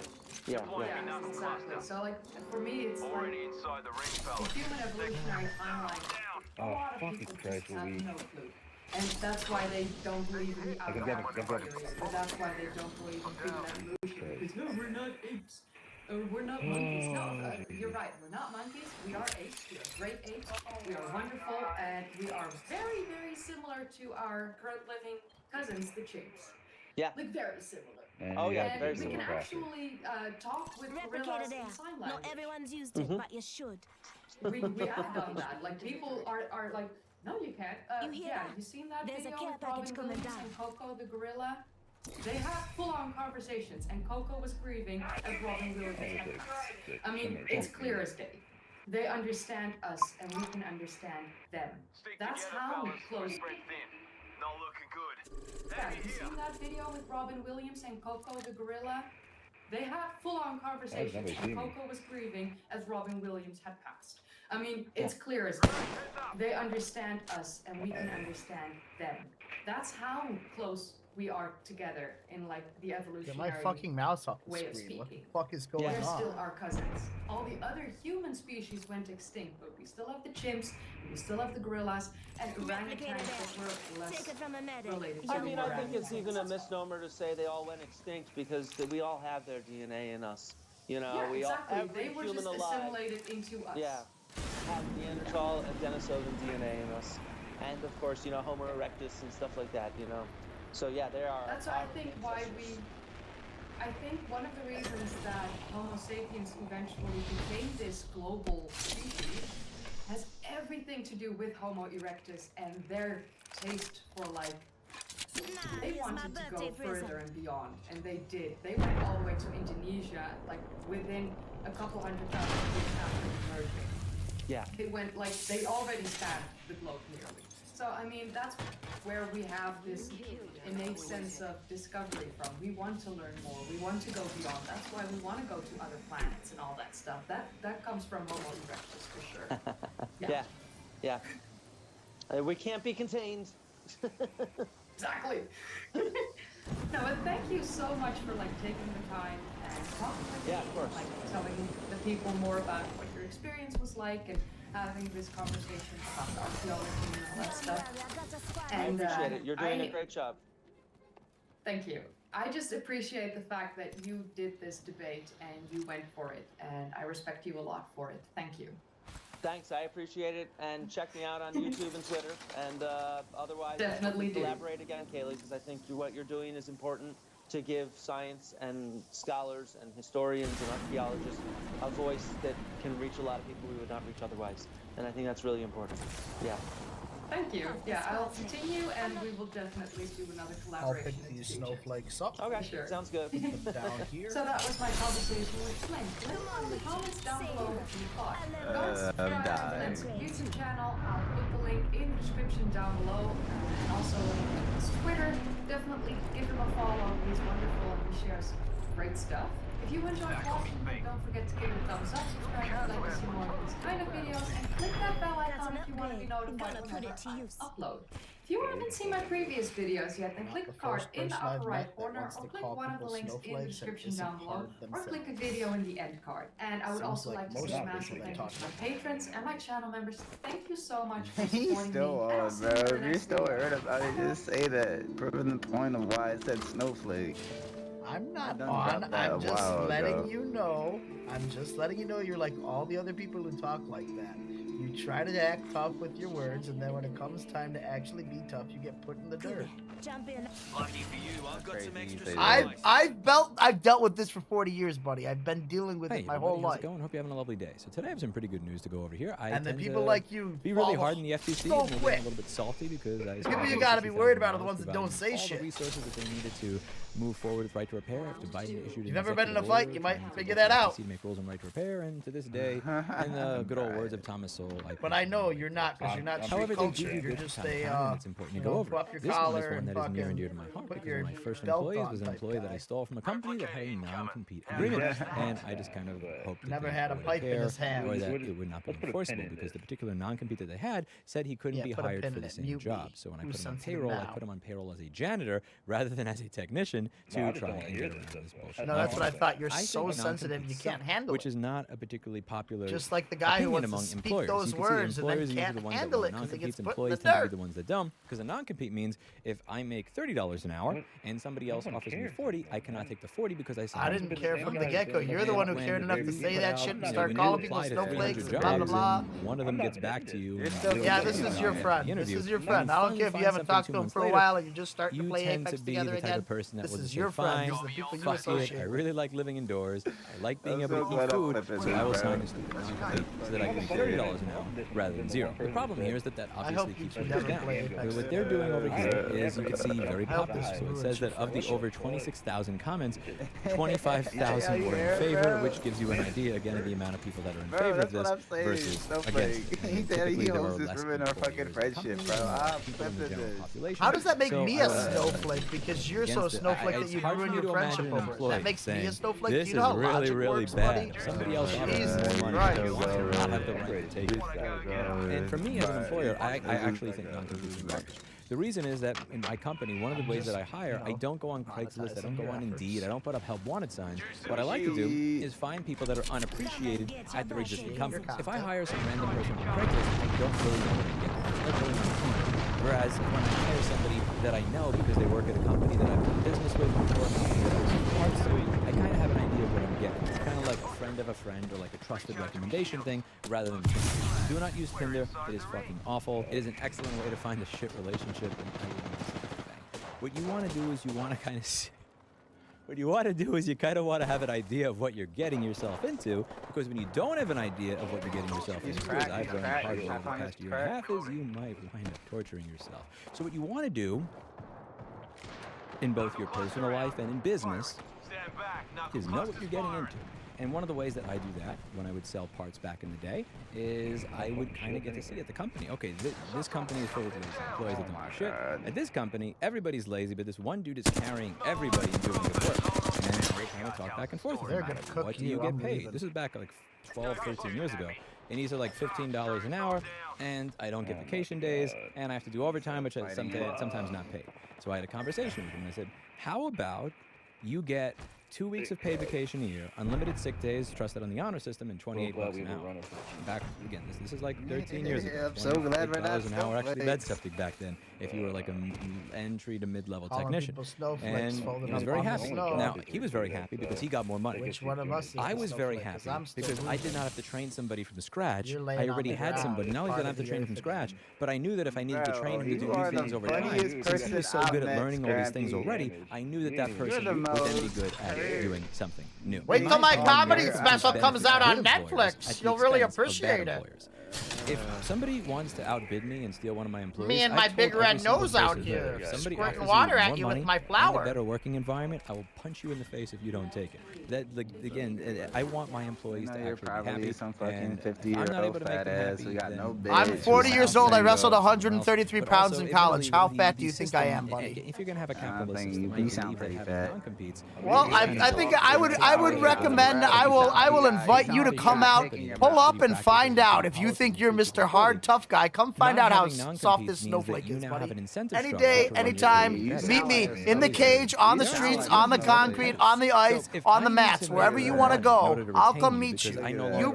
Give me your address and let's find out. Give me your closest gym that you work out at, and let's go find out. I will pull up. I just told you. Give me your address, and I'll come there. And you probably won't even fucking want it. You'll be calling the cops when I show up, being like, I got into a fight on Apex Legends, and now this guy actually took it this far. Yeah, I did take it that far, because you thought I was a snowflake. Being more motivated to make more money because I need to make more money to pay my employees. I'm hurt. You're the one who's hurt. You keep coming back at me. It encourages employers to treat You're the one who's people hurt, properly, buddy. because if you don't You're treat the people one. properly, You're not only they will hurt, leave you're and go somewhere dead. else. And see, kind of selfish of me. I Literally like having the died. ability to steal people that I know are good, and I don't feel bad about it. If you're getting $15 I already an hour res you. and your I boss already is telling res you you your once. overtime is unpaid because he Remember? guilts you.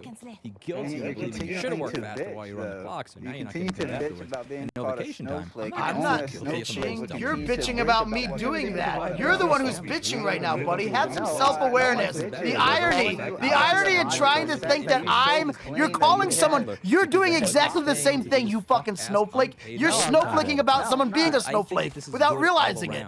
How dumb are you? You self-own. I'm not going to say that they're employers. I'm going to say that they're Exactly like those people. You're exactly like those people. You complain about what other people do, not knowing that in your complaints. You're being a snowflake. You're not the greatest. You fucking idiot. It's basic logic. Nobody complains. You're a hypocrite.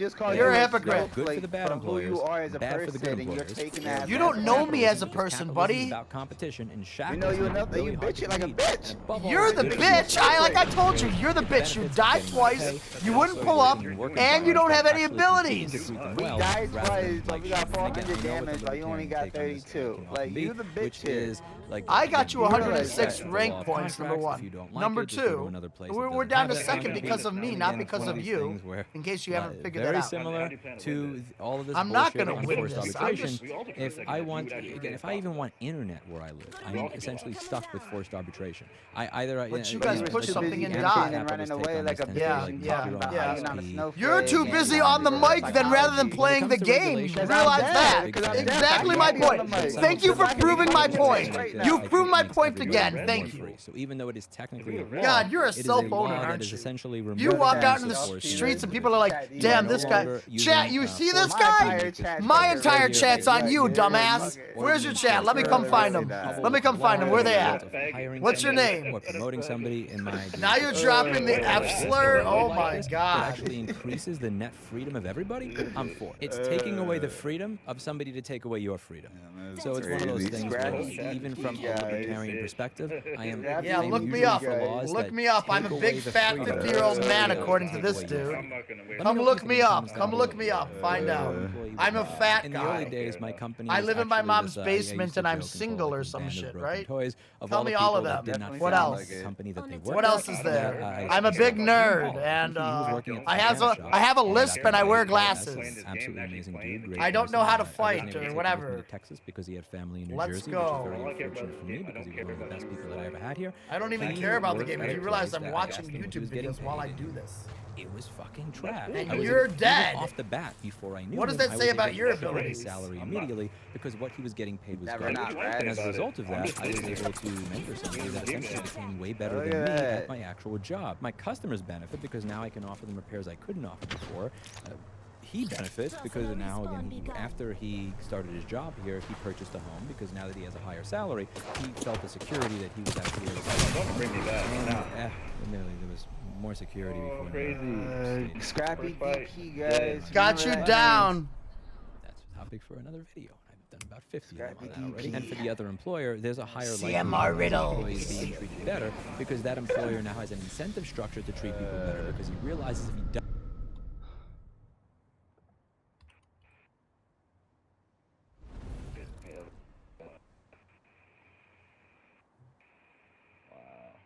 That's talented.